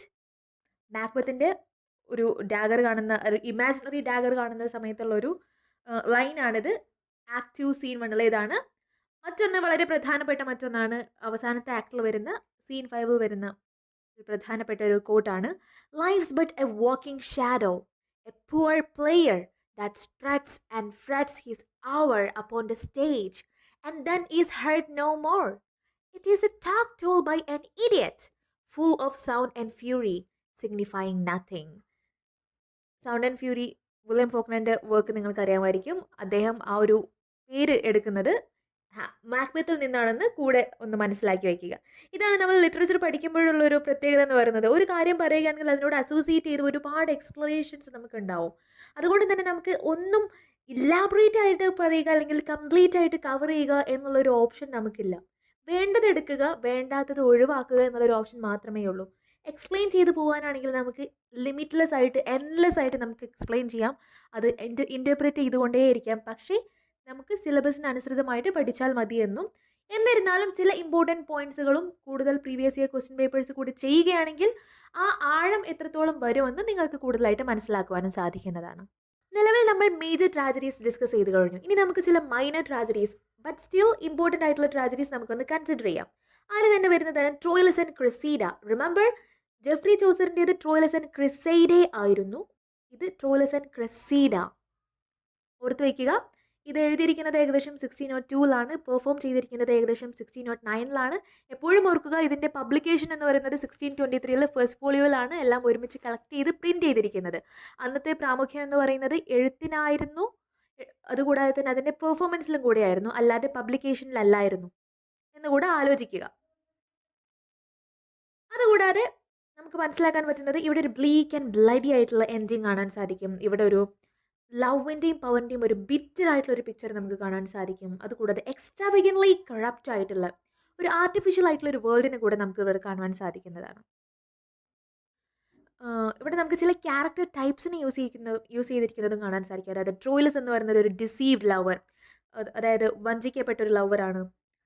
അതുകൂടാതെ പാൻഡാരസ് എന്ന് പറയുന്നത് ഒരു വോയറാണ്. Achilles എന്ന് പറയുന്നത് ഒരു cruel and ambitious ആയിട്ടുള്ള ഒരു നോബിൾ മാൻ ആണ്. തെർസൈഡ്സ് എന്ന് പറയുന്നത് ഒരു കൊവാർഡ് ആയിട്ടുള്ള അബ്യൂസീവ് ആയിട്ടുള്ള ഒരു ക്രിറ്റിക്കാണ്. അജാക്സ് എന്ന് പറയുന്നത് ഒരു ഡിം വിറ്റഡ് ആയിട്ടുള്ള ഒരു പ്രൗഡ് ആയിട്ടുള്ള ഒരു ഫൂളാണ്. ഇതൊക്കെ ഇങ്ങനെ ചില ക്യാരക്ടർ ടൈപ്സിനെ നമുക്കിവിടെ കാണാൻ സാധിക്കും. അപ്പോൾ നമുക്കതിൻ്റെ ഒരു ബേസിക് സമ്മറി നമുക്കൊന്ന് നോക്കാം. ഇവിടെ നമുക്ക് ട്രോജൻ പ്രിൻസ് ആയിട്ടുള്ള Troilus falls in love with Cressida. as war rages around them, ചുറ്റും യുദ്ധം നടന്നുകൊണ്ടിരിക്കുകയാണ്. പക്ഷേ ഇവർ തമ്മിലൊരു പ്രണയത്തിൽ അകപ്പെടുകയാണ്. After vowing to be faithful, Cressida is traded to the Greek camp where she then agrees to see another man. Troilus witnesses Cressida's unfaithfulness and vows to put more effort into the war. നമുക്ക് ചെറിയ minor differences നമ്മൾ ചോസറിൻ്റെ Troilus and ക്രിസൈഡെ analyse ചെയ്യുമ്പോഴും ഷേക്സ്പിയറിൻ്റെ Troilus and ക്രിസൈഡ analyse ചെയ്യുമ്പോഴും നമുക്ക് കാണാൻ സാധിക്കും. ഇവിടെ നമ്മുടെ ക്രിസീഡ മറ്റൊരാളെ കാണുവാൻ വേണ്ടി ശ്രമിക്കുന്നതായിട്ട് കാണിക്കുന്നുണ്ട്. മറ്റേ ചോസറിൻ്റേതിൽ അത് കാണിക്കുന്നില്ല. നേരിയ ഡിഫറൻസുകളും പല അഡാപ്റ്റേഷൻസിലും പല ഇൻഫ്ലുവൻസ് ആയിട്ടുള്ള പുതിയ വർക്ക്സിലും എല്ലാം നിങ്ങൾക്ക് കാണാൻ സാധിക്കും. നേരിയ വ്യത്യാസങ്ങളെല്ലാം ഉണ്ടാവും. പക്ഷേ ബേസിക്കലി ഒരു കഥയുടെ ഒരു ഉൾക്കാമ്പ് എന്ന് പറയുന്നത് ഈ ഒരു ബേസിക് സ്റ്റോറി തന്നെയാണ്. ഇനി Troilus witnesses Cressida's unfaithfulness and vows to put more effort into the war. ഇവിടെ മറ്റൊരാളെ കൂടി കാണാൻ ശ്രമിക്കുന്ന, തന്നെ വഞ്ചിച്ച് മറ്റൊരാളുടെ അടുത്തേക്ക് പോകുന്ന ഒരു സ്ത്രീ ആയിട്ടാണ് ക്രിസീഡയെ റെപ്രസെൻ്റ് ചെയ്യുന്നതെങ്കിൽ ചോസർ റെപ്രസെൻ്റ് ചെയ്തിട്ടുള്ളത് തൻ്റെ വാക്ക് പാലിക്കാൻ പറ്റാതെ അല്ലെങ്കിൽ പാലിക്കാൻ ചില കാരണങ്ങൾ കൊണ്ട് സാധിക്കാത്ത തരത്തിൽ ആ ഒരു ക്രിസീഡയുടെ ദേഹത്ത് നിന്നും ആ ഒരു ഗിൽറ്റ് കമ്പാരിറ്റീവ്ലി ഷേക്സ്പിയറിൻ്റെ വേർഷനേക്കാൾ ഗിൽറ്റ് കുറച്ചുകൊണ്ട് അല്ലെങ്കിൽ ആ ഒരു ബേർഡൻ ഓഫ് ക്രുവൽറ്റി കുറച്ചുകൊണ്ടാണ് ചോസറിൻ്റെ ഒരു റെപ്രസെൻറ്റേഷൻ എന്ന് പറയുന്നത്. പിന്നെ നമുക്ക് മനസ്സിലാക്കാം, ഇതറിഞ്ഞുകൊണ്ട് Troilus witnesses her unfaithfulness and then he vows to put more efforts into the war. ഈ ഒരു വാറിലേക്ക്, ഈ ഒരു യുദ്ധത്തിലേക്ക് കൂടുതൽ എഫേർട്സ് ഇദ്ദേഹം നൽകുമെന്ന് പ്രോമിസ് ചെയ്തുകൊണ്ട് ഇദ്ദേഹം തന്നെ മുന്നോട്ട് പോവുകയാണ്. അതിനുശേഷം നമുക്ക് മനസ്സിലാക്കാൻ സാധിക്കും ഈ ഒരു പ്ലേ എൻഡ് ചെയ്യുന്നത് രണ്ട് ഭാഗത്തുമുള്ള രണ്ട് സൈഡിലുള്ള ഡെത്തോടു കൂടിയാണ്. പക്ഷേ പ്രധാനമായിട്ടും നമുക്ക് ഒരു കാര്യമായിട്ടൊരു റെസൊല്യൂഷൻ അവിടെ കാണാൻ സാധിക്കില്ല എന്നും ശ്രദ്ധേയമാണ്. ഇതാണ് ട്രോയിലസ് ആൻഡ് ക്രിസീഡയുടെ പ്രധാന ഇതിവൃത്തം എന്ന് പറയുന്നത്. ഇനി നമുക്ക് ജൂലിയസ് സീസറിനെ അനലൈസ് ചെയ്യാം. There was a history play and tragedy by William Shakespeare which was first performed in 1599. അത് നമുക്കറിയാവുന്നതാണ്. ഇതിൻ്റെ ഒരു അബ്രിജ്ഡ് വേർഷൻ നമ്മൾ സ്കൂളിൽ പഠിച്ചിട്ടുണ്ട്, ഒരു കണ്ടൻസ്ഡ് വേർഷൻ നമ്മൾ സ്കൂളിൽ പഠിച്ചിട്ടുണ്ട്. അതിനുശേഷം പിന്നീട് കോളേജിലേക്കൊക്കെ എത്തിയപ്പോഴേക്കും നമ്മൾ കൂടുതലായിട്ട് ഷേക്സ്പിയറിൻ്റെ കുറച്ച് മെച്യൂർ ട്രാജഡീസ് ആയിട്ടുള്ള ഹാംലെറ്റ്, കിങ് ലിയർ, ഒഥെല്ലോ പോലെയുള്ള, മാക്ബെത്ത് പോലെയുള്ള വർക്ക്സ് ഒക്കെ ആയിരിക്കും നമ്മൾ കൂടുതലായിട്ട് അറിഞ്ഞിട്ടുണ്ടാവുക. ഇനി ഇവിടെ അറിയേണ്ട ഒരു കാര്യം എന്ന് പറയുന്നത് എന്താണ് ഇതിൻ്റെ ബേസിക് പ്ലോട്ട് സമ്മറി എന്നുള്ളതും ബ്രൂട്ടസിൻ്റെ ക്യാരക്ടറൈസേഷൻ എന്നുള്ളതും വളരെ ഇമ്പോർട്ടൻ്റ് ആണ്. നമുക്കറിയാം ബ്രൂട്ടസ് എന്ന് പറയുന്നത് പ്രോട്ടഗണിസ്റ്റിൻ്റെ അത്ര തന്നെ ഇമ്പോർട്ടൻ്റ് ആയിട്ടുള്ള, അല്ലെങ്കിൽ ഇദ്ദേഹം ഒരു ട്രാജിക് ഹീറോ ആയിട്ട് ഇദ്ദേഹത്തെ റെപ്രസെൻ്റ് ചെയ്യുന്നുണ്ട്. ഇദ്ദേഹത്തെ ഒരു ആംബിവാലൻറ്റ് ഫിഗർ ആയിട്ടും അല്ലെങ്കിൽ even good and evil at the same time ഉള്ള ഒരു ആളായിട്ടാണ് നമ്മൾ ഇദ്ദേഹത്തെ റെപ്രസെൻ്റ് ചെയ്യുന്നത്. പിന്നെ മറ്റൊരു കാര്യം എന്ന് പറയുന്നത് ഇതിൻ്റെ ഒരു സമ്മറിയാണ്. ഇവിടെ നമുക്കറിയാം ചില ജലസ് കോൺസ്പിറേറ്റേഴ്സ് വന്നിട്ട് സീസറിൻ്റെ ഫ്രണ്ട് ആയിട്ടുള്ള ബ്രൂട്ടസിനെ കൺവിൻസ് ചെയ്യുകയാണ്. അതായത് സീസറിനെതിരായിട്ടുള്ള ഈ ഒരു അസാസിനേഷൻ കോൺസ്പിറസിയിൽ നിങ്ങളും കൂടെ പങ്കെടുക്കണം, ഇങ്ങനെയൊക്കെയാണ് നമ്മുടെ പ്രശ്നങ്ങളെന്ന് പറഞ്ഞുകൊണ്ട് ബ്രൂട്ടസിനെ ഇൻഫ്ലുവൻസ് ചെയ്യുകയാണ്. അങ്ങനെ സീസർ ഈ ഒരു തരത്തിൽ വീണ്ടും വീണ്ടും പവർ ഗെയിൻ ചെയ്ത് പോയാൽ അത് നാടിന് തന്നെ ആപത്താണ് എന്നുള്ളൊരു അർത്ഥത്തിലാണ് ബ്രൂട്ടസിനെ അവർ കൺവിൻസ് ചെയ്യുന്നതും. അങ്ങനെ ബ്രൂട്ടസും അദ്ദേഹത്തിൻ്റെ കോൺസ്പിറേറ്റേഴ്സും they kill him on the ides of March. മാർച്ചിലൊരു സമയത്ത് അദ്ദേഹത്തെ അവർ കിൽ ചെയ്യുകയാണ്. അതുകൂടാതെ തന്നെ Mark Antony drives the conspirators out of Rome and fights them in a battle. Mark Antony പിന്നീട് ഈ ഒരു കോൺസ്പിറേറ്റേഴ്സിനെ പുറത്തേക്ക് ആക്കുകയും അതിനുശേഷം അവരുടെ ഒരു ബാറ്റിൽ പങ്കെടുക്കുകയൊക്കെ ചെയ്തു. അവരുമായിട്ട് ഫൈറ്റ് ചെയ്യുകയൊക്കെ ചെയ്തു. പക്ഷേ ബ്രൂട്ടസും പിന്നീട് അദ്ദേഹത്തിൻ്റെ ഫ്രണ്ടായിട്ടുള്ള കാഷ്യസും അവരതിൽ തോൽക്കുകയും പിന്നീട് അവരെ തന്നെ അവർ വധിക്കേണ്ടി വരുന്നത്, അതായത് സൂയിസൈഡ് ചെയ്യേണ്ട ഒരു ആവശ്യകതയും കൂടി അവിടെ വന്നു.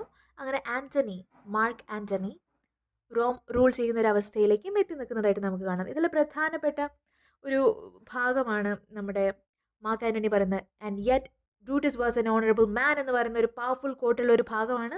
ഇത്രയൊക്കെ ഇവർ ചെയ്തു കൂട്ടി, അതായത് സീസറിൻ്റെ ശരീരം അവിടെ വീണ് കിടക്കുന്ന ആ ഒരു അവസ്ഥയിൽ ജനങ്ങളെ അഡ്രസ്സ് ചെയ്തുകൊണ്ട് എല്ലാവരും പ്രസംഗിച്ചപ്പോൾ മാർക്ക് ആൻ്റണിയുടെ ഒരു സമയം എത്തിയപ്പോൾ ഇദ്ദേഹം പ്രസംഗിക്കുന്നത് താരതമ്യേന ഇനീഷ്യലി ഇവർക്ക് ഫേവറബിൾ ആണെന്ന് കോൺസ്പിറേറ്റേഴ്സിന് അല്ലെങ്കിൽ ഗൂഢാലോചന നടത്തിയ ഈ ആളുകൾക്ക് ഫേവറബിൾ ആണെന്ന് തോന്നുമെങ്കിലും പിന്നീട് ഇദ്ദേഹം അത് എത്ര സെറ്റൈറിക്കലായിട്ടാണ്, ആക്ഷേപപരമായിട്ടാണ്, ഒരു ആക്ഷേപഹാസ്യം അല്ലെങ്കിൽ ഐറോണിക്കൽ ആയിട്ടുള്ളൊരു പാരഡോക്സിക്കൽ ആയിട്ടുള്ള ഒരു രൂപത്തിലാണ് ഇദ്ദേഹം തൻ്റെ ഈ ഒരു സ്പീച്ച് ചെയ്തതെന്ന് നമുക്ക് മനസ്സിലാക്കാം. And yet Brutus was an honourable മാൻ. ഇങ്ങനെയൊക്കെ കാര്യങ്ങളെല്ലാം ചെയ്ത് കഴിഞ്ഞിട്ട് നിങ്ങൾക്ക് പറയാൻ പറ്റുമോ ബ്രൂട്ടസ് ഒരു ഓണറബിൾ മാൻ ആണെന്ന്? അതൊരു ക്വസ്റ്റ്യൻ ആണ്, അതൊരു പണ്ണാണ്, അതിലൊരു ആ വേർഡ്സിലൊരു പ്ലേ ഉണ്ട്, അതിലൊരു പാരഡോക്സ് ഉണ്ട്, അതിലൊരു സറ്റയർ ഉണ്ട്, അതിലൊരു ആക്ഷേപഹാസ്യമുണ്ട്. ഇതൊക്കെയാണ് നമുക്ക് ജൂലിയസ് സീസറിനെ കുറിച്ച് പ്രത്യേകമായിട്ട് മെൻഷൻ ചെയ്യാനുള്ളത്. ആൻ്റണിയും ഒക്ടേവിയസും ലെപ്പിഡസും ഒക്കെ ചേരുന്ന ഒരു ട്രയം വെറൈറ്റി ഉള്ള ഒരു സിറ്റുവേഷൻ ആണിതെന്ന് നമുക്കറിയാം. അതുകൂടാതെ ബ്രൂട്ടസിൻ്റെ വൈഫായിട്ടുള്ള പോർഷ്യ ഇവിടെ സൂയിസൈഡ് കമ്മിറ്റ് ചെയ്യുന്നുണ്ട്. അതുകൂടാതെ ബ്രൂട്ടസിനും കാഷ്യസിനും ഒക്കെ സ്വയം കൊല്ലേണ്ട, അതായത് സൂയിസൈഡ് ചെയ്യേണ്ട ഒരു അവസ്ഥ വരുന്നുണ്ട്. ഇതൊക്കെയാണ് ഇതിൽ ബേസിക് പ്ലോട്ട് എന്ന് പറയുന്നത്. പിന്നെ നമുക്കറിയാവുന്ന ചില ഇമ്പോർട്ടൻറ്റ് വർക്ക്സ് ആണ് സിംബലിൻ പോലെയുള്ളത്. അതായത് the tragedy of Cymbeline or Cymbeline king of Britain എന്നാണ് ഇതിൻ്റെ ഒറിജിനൽ നെയിം. ഇതുകൂടാതെ Cymbeline was model on the historical king of Britain Cunobeline, the father of Imogen. ഇതൊക്കെ ഒന്ന് അറിഞ്ഞിരിക്കുക. ഇതിൻ്റെ പ്ലോട്ട്സ് എല്ലാം കൂടുതലായിട്ട് ഡീപ്പായിട്ട് നിങ്ങൾ അറിയേണ്ടതില്ല. അതുകൊണ്ട് തന്നെ നമ്മൾ ജസ്റ്റ് ഒന്ന് ഡിസ്കസ് ചെയ്ത് പോകുന്നേ ഉള്ളൂ. കൂടുതലായിട്ട് നമ്മൾ ഇത് ആഴത്തിൽ ശ്രദ്ധിക്കുന്നില്ല. പക്ഷേ ഇമ്പോർട്ടൻ്റ് ആയിട്ടുള്ള ട്രാജഡീസും കോമഡീസും പ്രത്യേകം റെഫർ ചെയ്യുക എന്നുള്ളത് ഇമ്പോർട്ടൻ്റ് ആണ്, മറക്കാതിരിക്കുക. ഇനി ഇവിടെ നമുക്ക് കാണാം, king Cymbeline of Britain banishes his daughter Innogen's husband who then makes a bet on Innogen's fidelity. അതായത് ബ്രിട്ടനിലെ കിങ് ആയിട്ടുള്ള സിംബലിൻ അദ്ദേഹത്തിൻ്റെ മകളായിട്ടുള്ള ഇനോജൻ്റെ ഹസ്ബൻഡിനെ അദ്ദേഹം ബാനിഷ് ചെയ്യുകയാണ്. അതിനുശേഷം ഈ ഒരു ഹസ്ബൻഡ് എന്ന് പറയുന്നത് അദ്ദേഹത്തിൻ്റെ വൈഫായിട്ടുള്ള ഇനോജൻ്റെ ഫിഡലിറ്റി, അവരുടെ ഒരു പാതിവ്രത്യത്തെ അല്ലെങ്കിൽ അവരുടെ പരസ്പരമുള്ള ആ ഒരു വിശ്വാസ്യതയെ ഇദ്ദേഹം ചാലഞ്ച് ചെയ്യുകയാണ്. അങ്ങനെ Innogen is accused of being unfaithful. ഇനോജനെ അൺഫെയ്ത്ത്ഫുൾ ആണ്, അല്ലെങ്കിൽ വിശ്വസിക്കാൻ പാതിവ്രത്യം മുറിഞ്ഞവളാണ്, അല്ലെങ്കിൽ she was having an illicit affair, she was not at all truthful to him എന്നുള്ള തരത്തിലൊക്കെ ഒരു അക്യൂസേഷൻ വരുന്നു. അങ്ങനെ she runs away and becomes a page for the Roman army as it invades Britain. ഇങ്ങനെ ഇനോജനെ അക്യൂസ് ചെയ്തു, അങ്ങനെ ഓടിപ്പോകുന്നു. അതിനുശേഷം റോമൻ ആർമിയുടെ ഒരു പേജായിട്ട് വർക്ക് ചെയ്യുന്നു. ഒടുവിൽ അത് ബ്രിട്ടനെ ഇൻവൈഡ് ചെയ്യുന്നത് നമുക്ക് കാണുവാൻ സാധിക്കും. ഏറ്റവും ഒടുവിൽ ഇനോജൻ ക്ലിയേഴ്സ് ഹർ നെയിം. അവളുടെ ഈ ഒരു നഷ്ടപ്പെട്ട ഈ ഒരു നല്ല പേര് അവൾ നേടിയെടുക്കുകയും അവൾ എന്തായിരുന്നു സത്യമെന്ന് എസ്റ്റാബ്ലിഷ് ചെയ്യുകയും and discovers her long lost brothers and reunites with her husband while Cymbeline makes peace with home.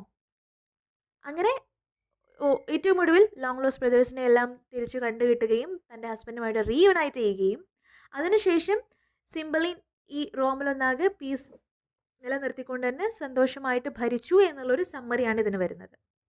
അടുത്ത പ്ലേ ആണ് Coriolanus. It is believed to have been written between 1605 and 1608. Perform ചെയ്തിരിക്കുന്നത് ഏകദേശം 1608 പറയുന്നുണ്ട്. അതുകൂടാതെ മറ്റ് റോമൻ പ്ലേസിനെ പോലെ തന്നെ ഇവിടെ ഒരു ഇൻഡിവിജ്വൽ വേഴ്സസ് ഹിസ്റ്ററി തീം നമുക്കിവിടെ കാണാൻ സാധിക്കുന്നതാണ്.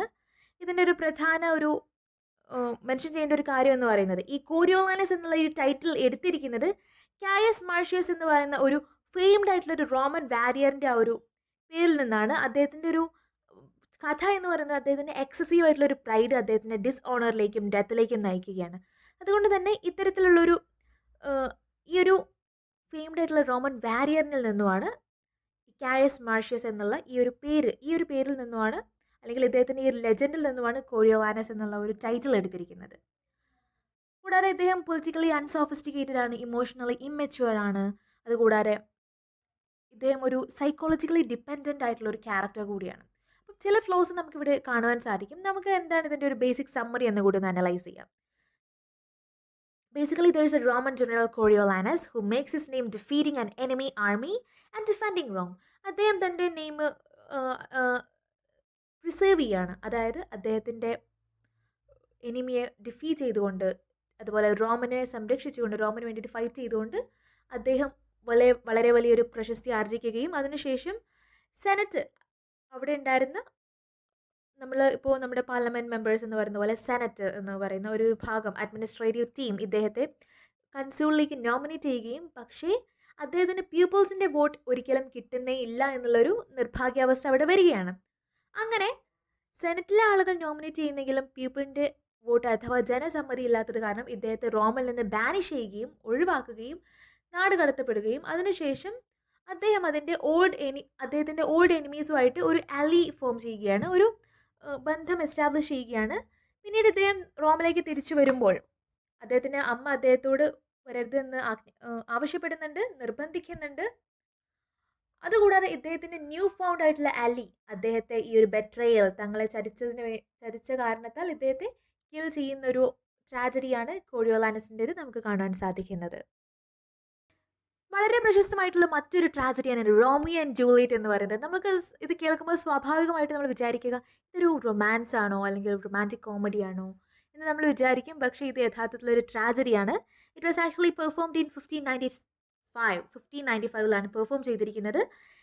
It is actually a story of two young star crossed lovers whose death unite their feuding families. രണ്ട് സ്റ്റാർ ക്രൂസ് ആയിട്ടുള്ള വളരെയധികം പരസ്പരം ഇഷ്ടപ്പെടുന്ന രണ്ട് ലവേഴ്സിൻ്റെ കഥയാണ്. അവരുടെ മരണത്തോടു കൂടി എങ്ങനെ അതുവരെ ഫ്യൂഡ് ചെയ്തുകൊണ്ടിരിക്കുന്ന, അതുവരെ പരസ്പരം ഡ്വൽ ചെയ്തുകൊണ്ടിരിക്കുന്ന, അതുവരെ ഫൈറ്റ് ചെയ്തുകൊണ്ടിരിക്കുന്ന രണ്ട് ഫാമിലീസിനെ എങ്ങനെ ഇവർ പരസ്പരം ചേർത്ത് നിർത്തുന്നു, ഇവരുടെ മരണം ചേർത്ത് നിർത്തുന്നു എന്ന് പറയുന്ന ഒരു തരത്തിലുള്ളൊരു കഥയാണ്. നിങ്ങൾക്ക് മലയാള സിനിമയായിട്ടുള്ള കാര്യസ്ഥൻ എന്നുള്ളൊരു ഫിലിം അറിയാമെങ്കിൽ അതുവരെ ഒരു പക്ഷേ ഒന്നായിരുന്ന, അല്ലെങ്കിൽ സ്വാഭാവികമായിട്ടും ഒന്നായി ജീവിക്കേണ്ട രണ്ട് അടുത്ത കുടുംബങ്ങൾ തമ്മിൽ പിരിയുമ്പോൾ എന്തായിരിക്കും സ്വാഭാവികമായിട്ടും നല്ലൊരു റൈവൽറി കാണും. അങ്ങനെ ഒരു സിറ്റുവേഷനാണ് കാര്യസ്ഥൻ എന്ന് പറയുന്ന മലയാളത്തിലെ ദിലീപ് അഭിനയിച്ച സിനിമയിൽ കാണാൻ പറ്റുന്നത്. അതായത് അവിടെ രണ്ട് ആളുകൾ പരസ്പരം അങ്ങോട്ടും ഇങ്ങോട്ടും പ്രണയിക്കുകയും ആ ഒരു സിറ്റുവേഷനിൽ അവരുടെ ഇവിടെ മരണം സംഭവിക്കുന്നില്ല എന്നേ ഉള്ളൂ. നമ്മുടെ യഥാർത്ഥ ഈ റോമിയോ ആൻഡ് ജൂലിയറ്റ് എന്നുള്ളൊരു വർക്കിൽ മരണത്തോടു കൂടി ഒന്നിക്കുകയാണ്. പക്ഷേ ഈ ഒരു സിനിമയിൽ വരെ സംഭവിക്കുന്നത് കല്യാണത്തോടു കൂടി ഒരുമിക്കുകയാണ്. ഇങ്ങനെയാണ്. അപ്പോൾ മനസ്സിലാക്കേണ്ടത്, ചില പാരലൽ ആയിട്ടുള്ള എക്സാമ്പിൾസ് എടുക്കുകയാണെങ്കിൽ, ഇതുപോലെ നിങ്ങൾക്ക് കണക്ട് ചെയ്യാൻ പറ്റുന്ന പാരലൽ എക്സാമ്പിൾസ് എടുക്കുകയാണെങ്കിൽ അത് ചിലപ്പോൾ നിങ്ങൾക്ക് ഇതിൻ്റെ പ്ലോട്ട് ഓർത്തിരിക്കാൻ നിങ്ങളെ സഹായിച്ചേക്കാം. ഇതിൻ്റെ സോഴ്സ് എന്ന് പറയുന്നത് the tragical history of Romeus and Juliet by Arthur Brooke എന്നുള്ള ഈ ഒരു വർക്കും, അത് പ്രോസിൽ റീടോൾഡ് ചെയ്തിരിക്കുന്നത്, പ്രോസിൽ വീണ്ടും പറഞ്ഞിരിക്കുന്ന പാലസ് ഓഫ് പ്ലഷർ എന്നുള്ള 1567 വില്യം പെയിൻറ്റർ എഴുതിയിട്ടുള്ള ഒരു പുസ്തകത്തിനെ കൂടി അടിസ്ഥാനപ്പെടുത്തിയിട്ടാണ്. അപ്പോൾ ഇതൊക്കെയാണ് ഇതിൻ്റെ സോഴ്സ് എന്ന് പറയുന്നത്. ഇവിടെ നമുക്കൊരു an age-old vendetta between two powerful families erupts into a bloodshed. A group of masked Montagues risk further conflict by gat-crashing a Capulet party. നമുക്കിവിടെ കാണാൻ സാധിക്കുന്നത്, ഇവിടെ ഒരു മൊണ്ടേഗും കാപ്പുലറ്റ്സ് എന്ന് പറയുന്നത് രണ്ട് വാറിങ് ഫാമിലീസ് ആണ് വെറോണയിലെ. അപ്പോൾ ഈ കാപ്പുലറ്റ്സ് ഒരു മാസ്കറ്റ് ബോൾ, അന്നത്തെ ഒരു പ്രത്യേകതയാണല്ലോ. സിൻഡ്രല്ല സ്റ്റോറീസ് എല്ലാം നിങ്ങൾക്ക് അറിയാമെങ്കിൽ പക്ഷേ നിങ്ങൾക്ക് അറിയാൻ പറ്റും, ഒരു മാസ്ക്ഡ് ആയിട്ടുള്ള ബോൾ ഉണ്ടാവും. ഒരു പക്ഷേ എനിക്ക് പെട്ടെന്ന് റെഫർ ചെയ്യാൻ പറ്റിയ ഒരു എക്സാമ്പിൾ എന്ന് പറയുന്നത്, എനിക്കറിയാവുന്ന ചില എക്സാമ്പിൾസ് പറഞ്ഞതേ ഉള്ളൂ. ഒരുപക്ഷെ പോപ്പുലർ ആണെന്ന് വിചാരിക്കുന്നു, ഒരുപക്ഷെ കൂടുതൽ ആളുകൾ കാണാൻ സാധ്യതയുള്ളത് കൊണ്ട് പറയുന്നതാണ്. സിൻഡ്രല്ലയുടെ തന്നെ ഒരു അനദർ സിൻഡ്രല്ല സ്റ്റോറി എന്ന് പറയുന്ന ഒരു സെലീന ഗോമസ്, വളരെ പ്രശസ്തിയായിട്ടുള്ള ഒരു പോപ്പ് ഗായികയായിട്ടുള്ള സെലീന ഗോമസ് അഭിനയിച്ചിട്ടുള്ള സിനിമയായിട്ടുള്ള അനദർ സിൻഡ്രല്ല സ്റ്റോറി എന്ന് പറയുന്ന ഈ ഒരു സിനിമയിൽ സിൻഡ്രല്ലയുടെ ഈ ഒരു ബോളിലേക്ക് സെലീന സിൻഡ്രല്ലായിട്ട് പോകുന്നത് മാസ്ക് വെച്ചിട്ടാണ്. നമ്മൾ കണ്ടിട്ടുള്ളതാണ് പല വീഡിയോസിലും യൂട്യൂബ് ചാനൽസിലും, അതുപോലെ തന്നെ ടി വിയിലൊക്കെ നമ്മൾ ഒരുപാട് കണ്ടിട്ടുള്ളതാണ്. അതായത് ഈ ഒരു മാസ്കറ്റ് ബോളിൽ അവിടുത്തെ ക്യാപ്പുലറ്റിലെ യങ് ഡോട്ടർ ആയിട്ടുള്ള ജൂലിയറ്റിനെ കൗണ്ട് പാരീസ് എന്ന് പറഞ്ഞിട്ടുള്ള ഒരാളെ കൊണ്ട് വിവാഹം കഴിപ്പിക്കാനുള്ള ഒരു തന്ത്രമായിരുന്നു ഈ ഒരു ബോൾ എന്ന് പറയുന്നത്. അതായത് ഈ ഒരു ബോളിൽ വെച്ച് അവർ പരസ്പരം കാണുകയും ഇഷ്ടപ്പെടുകയും ഒക്കെ ചെയ്യണം എന്നുള്ളൊരു ഉദ്ദേശമായിരുന്നു ഈ ഒരു ക്യാപ്പുലറ്റ് ബോളിന് ഉണ്ടായിരുന്നത്. പക്ഷേ ഇവിടെ നമുക്ക് ലവ് സിക്ക് ആയിട്ടുള്ള റോമിയോ, മോണ്ടേഗിൻ്റെ മകനായിട്ടുള്ള ലവ് സിക്ക് ആയിട്ടുള്ള റോമിയോനെ നമുക്ക് കാണാൻ സാധിക്കും. ഇദ്ദേഹത്തിൻ്റെ ബിലൗഡ് ആയിട്ടുള്ള റോസലിനെ അന്വേഷിക്കാൻ വേണ്ടിയിട്ട് ഇദ്ദേഹം ഈ ഒരു ബോളിലേക്ക് എത്തുമ്പോൾ ഇദ്ദേഹം പിന്നീട് അതിസുന്ദരിയായിട്ടുള്ള ജൂലിയറ്റിനെ കാണുകയാണ്. അങ്ങനെ അവർ വളരെ പെട്ടെന്ന് തന്നെ ആദ്യ മാത്രയിൽ തന്നെ പ്രണയത്തിലാവുകയാണ്. അതിനുശേഷം ജൂലിയറ്റിൻ്റെ നേഴ്സിൻ്റെ സഹായത്തോടു കൂടി ഈ ഒരു വുമൻ, ഈ ഒരു സ്ത്രീ ഈ രണ്ട് കപ്പിൾസിനും മീറ്റ് ചെയ്യാനുള്ള ഒരു അറേഞ്ച്മെൻറ്റ് നൽകുകയാണ്. അല്ലെങ്കിൽ ഒരു മാരി ചെയ്യാനുള്ള ഒരു അറേഞ്ച്മെൻറ്റ് അവർ നൽകുകയാണ്. പക്ഷേ റോമിയോയുടെ അറ്റംപ്റ്റൊക്കെ ചില കാരണത്താൽ നഷ്ടപ്പെടുകയാണ്. അല്ലെങ്കിൽ ജൂലിയറ്റിൻ്റെ സ്വന്തം കസിനായിട്ടുള്ള ടിബോൾട്ടിനെ വധിക്കേണ്ട ഒരു അവസ്ഥ വരികയാണ് ഒരു സ്ട്രീറ്റ് ഫൈറ്റിലൂടെ. അതോടുകൂടി റോമിയോയെ ബാനിഷ് ചെയ്യുകയാണ്. പക്ഷേ റോമിയോയുമായിട്ട് റീയുണൈറ്റ് ചെയ്യാനുള്ള ആ ഒരു അടങ്ങാത്ത ഒരു ത്വരയിൽ ജൂലിയറ്റ് ഒരു ഫ്രയറിൻ്റെ ഒരു പ്ലോട്ട് സ്വീകരിക്കുകയാണ്. അങ്ങനെ ഈ ഒരു ഫ്രയറിൻ്റെ പ്ലോട്ട് സ്വീകരിച്ചതിന് ശേഷം അവളുടെ തന്നെ ഡെത്തിനെ ഫേക്ക് ചെയ്യുകയും അത് കണ്ടുകൊണ്ട് ഒരു മെസ്സേജ്, ഇത് സംബന്ധിച്ചൊരു മെസ്സേജ് റോമിലേക്ക് എത്തിക്കാൻ വേണ്ടി ശ്രമിക്കുകയാണ്. പക്ഷേ ഇത് സമയത്ത് എത്തുകയില്ല എന്ന് മാത്രമല്ല, ജൂലിയറ്റ് മരിച്ചു എന്ന് അറിഞ്ഞുകൊണ്ട് നമ്മുടെ റോമിയോ അദ്ദേഹത്തിൻ്റെ ലൈഫ് എടുക്കാൻ വേണ്ടി ശ്രമിക്കുകയാണ്. പക്ഷേ ജൂലിയറ്റ് കണ്ണ് തുറന്ന് നോക്കുമ്പോൾ റോമിയോ മരണപ്പെട്ടതായിട്ടാണ് കാണുന്നത്. ഒടുവിൽ ജൂലിയറ്റും അത് കണ്ട് സ്വയം സൂയിസൈഡ് ചെയ്യുകയാണ്. ഈ ഒരു ഹോൾ ഇവൻച്വൽ ട്രാജഡി എന്ന് പറയുന്നത് ഈ രണ്ട് വാർ ചെയ്തുകൊണ്ടിരിക്കുന്ന മൊണ്ടാഗ് ആൻഡ് ക്യാപ്ലറ്റ് ഫാമിലി യുണൈറ്റ് ചെയ്യുന്ന ഒരു അവസാനമാണ് നമുക്കിതിൽ കാണാൻ സാധിക്കുന്നത്. ഇതാണ് ഇതിൻ്റെ ഒരു പ്രധാന ഇതിവൃത്തം എന്ന് പറയുന്നത്. അടുത്ത പ്രധാനപ്പെട്ട പ്ലേ ആണ് ആന്റണി ആൻഡ് ക്ലിയോപാട്ര എന്ന് പറയുന്നത്. ജൂലിയസ് സീസറിനെ പോലെ തന്നെ വളരെ ഇൻഫ്ലുവൻഷ്യൽ ആയിട്ടുള്ള മറ്റൊരു റോമൻ പ്ലേ ആണിത്. ഇത് ഫസ്റ്റ് പെർഫോം ചെയ്തിരിക്കുന്നത് കിങ്സ് മെൻ ആണ് അവരത് ചെയ്തിരിക്കുന്നത്. അതുകൂടാതെ അവരത് ചെയ്തിരിക്കുന്നത് ഒന്നെങ്കിൽ ബ്ലാക്ക് ഫ്രൈസ് തിയേറ്ററിലായിരിക്കാം അല്ലെങ്കിൽ ഗ്ലോബ് തിയേറ്ററിലായിരിക്കാം എന്നുള്ളൊരു അസംഷനാണ് വരുന്നത്. ഏകദേശം 1607 പെർഫോമൻസ് എസ്റ്റിമേറ്റ് ചെയ്യുന്നത്. ഇത് തോമസ് നോർത്തിൻ്റെ 1579 ഇംഗ്ലീഷ് ട്രാൻസ്ലേഷൻ ആയിട്ടുള്ള പ്ലൂട്ടാക്സിൻ്റെ ലൈവ്സ് എന്നുള്ള ഈ ഒരു വർക്കിനെ ബേസ് ചെയ്തിട്ടാണ് ഈ ഒരു ഹോൾ പ്ലോട്ട് ഡിസൈൻ ചെയ്തിരിക്കുന്നത്. ഇവിടെ നമുക്ക് കാണാൻ സാധിക്കും ഇതിലൊരു ബേസിക് കോൺഫ്ലിക്റ്റ് എന്ന് പറയുന്നത് എസ്റ്റാബ്ലിഷ് ചെയ്തിരിക്കുന്നത് അതിൻ്റെ ഓപ്പണിംഗ് സീൻസിലാണ്. അതായത് നമുക്കവിടെ ആന്റണിയെ കാണാം. ഈ ആന്റണി ഇദ്ദേഹത്തിൻ്റെ ഡ്യൂട്ടി അല്ലെങ്കിൽ ഇദ്ദേഹത്തിൻ്റെ കോൾ ഓഫ് ഡ്യൂട്ടിയെ റിഫ്യൂസ് ചെയ്യുന്നുണ്ട്. അതുകൂടാതെ അതിനുശേഷം നമുക്ക് പോംപേസിൻ്റെ റിവോൾട്ട് കാണാൻ സാധിക്കും. കൂടാതെ അദ്ദേഹത്തിൻ്റെ വൈഫായിട്ടുള്ള ഫൾവിയുടെ ഡെത്ത് കാണാൻ സാധിക്കും. അതിനുശേഷം ഇദ്ദേഹം ക്ലിയോപാട്രയുമായിട്ട് തിരിച്ച് പോകുന്നതായിട്ടൊക്കെ കാണാൻ സാധിക്കും. ബേസിക്കലി ഇവിടെയുള്ള പ്ലോട്ട് എന്ന് പറയുന്നത് മാർക്ക് ആന്റണി റോമിലെ 3 റൂളേഴ്സുകളിൽ ഒരാളായിരുന്നു. അദ്ദേഹത്തിന് ക്ലിയോപാട്ര ഈജിപ്തിലെ ക്യൂൻ ആയിട്ടുള്ള ക്ലിയോപാട്രയോട് ഒരു ഇഷ്ടം ഉണ്ടായിരുന്നു. ക്ലിയോപാട്രയുമായി പ്രണയത്തിലായിരുന്നു. ആന്റണി തിരിച്ച് റോമിലേക്ക് പോയപ്പോൾ അല്ലെങ്കിൽ ആന്റണി റോമിലേക്ക് തിരിച്ചു വിളിച്ചപ്പോൾ, അതായത് ഈ ഒരു ഈജിപ്തിൽ വർക്ക് ചെയ്തുകൊണ്ടിരിക്കുന്ന റോമിൻ്റെ ഒരു മിലിറ്ററി എക്സ്പാൻഷൻ്റെ ഭാഗമായിട്ട് ഈജിപ്തിൽ വർക്ക് ചെയ്തുകൊണ്ടിരിക്കുന്ന ആന്റണിയെ റോമിലേക്ക് തിരിച്ചു വിളിച്ചപ്പോൾ ഇദ്ദേഹം മറ്റൊരു റൂളറായിട്ടുള്ള ഒക്ടേവിയസുമായിട്ടുള്ള ചെറിയ ക്ലാഷസ് ഉണ്ടാവുകയും അതിനുശേഷം ഒക്ടേവിയസുമായിട്ടുള്ള ഒരു ബാറ്റിലിൽ ആന്റണിക്കും ക്ലിയോപാട്രയ്ക്കും ഒരുപാട് ലോസസ് സംഭവിക്കുകയും ഒരുപാട് മിസ്കമ്മ്യൂണിക്കേഷൻ സംഭവിക്കുകയും ചെയ്യുന്നു. അങ്ങനെ രണ്ടാളുകളും ഇവൻച്വലി സൂയിസൈഡ് കമ്മിറ്റ് ചെയ്യുന്ന ഒരു അവസ്ഥാവിശേഷത്തിലാണ് നമുക്കിത്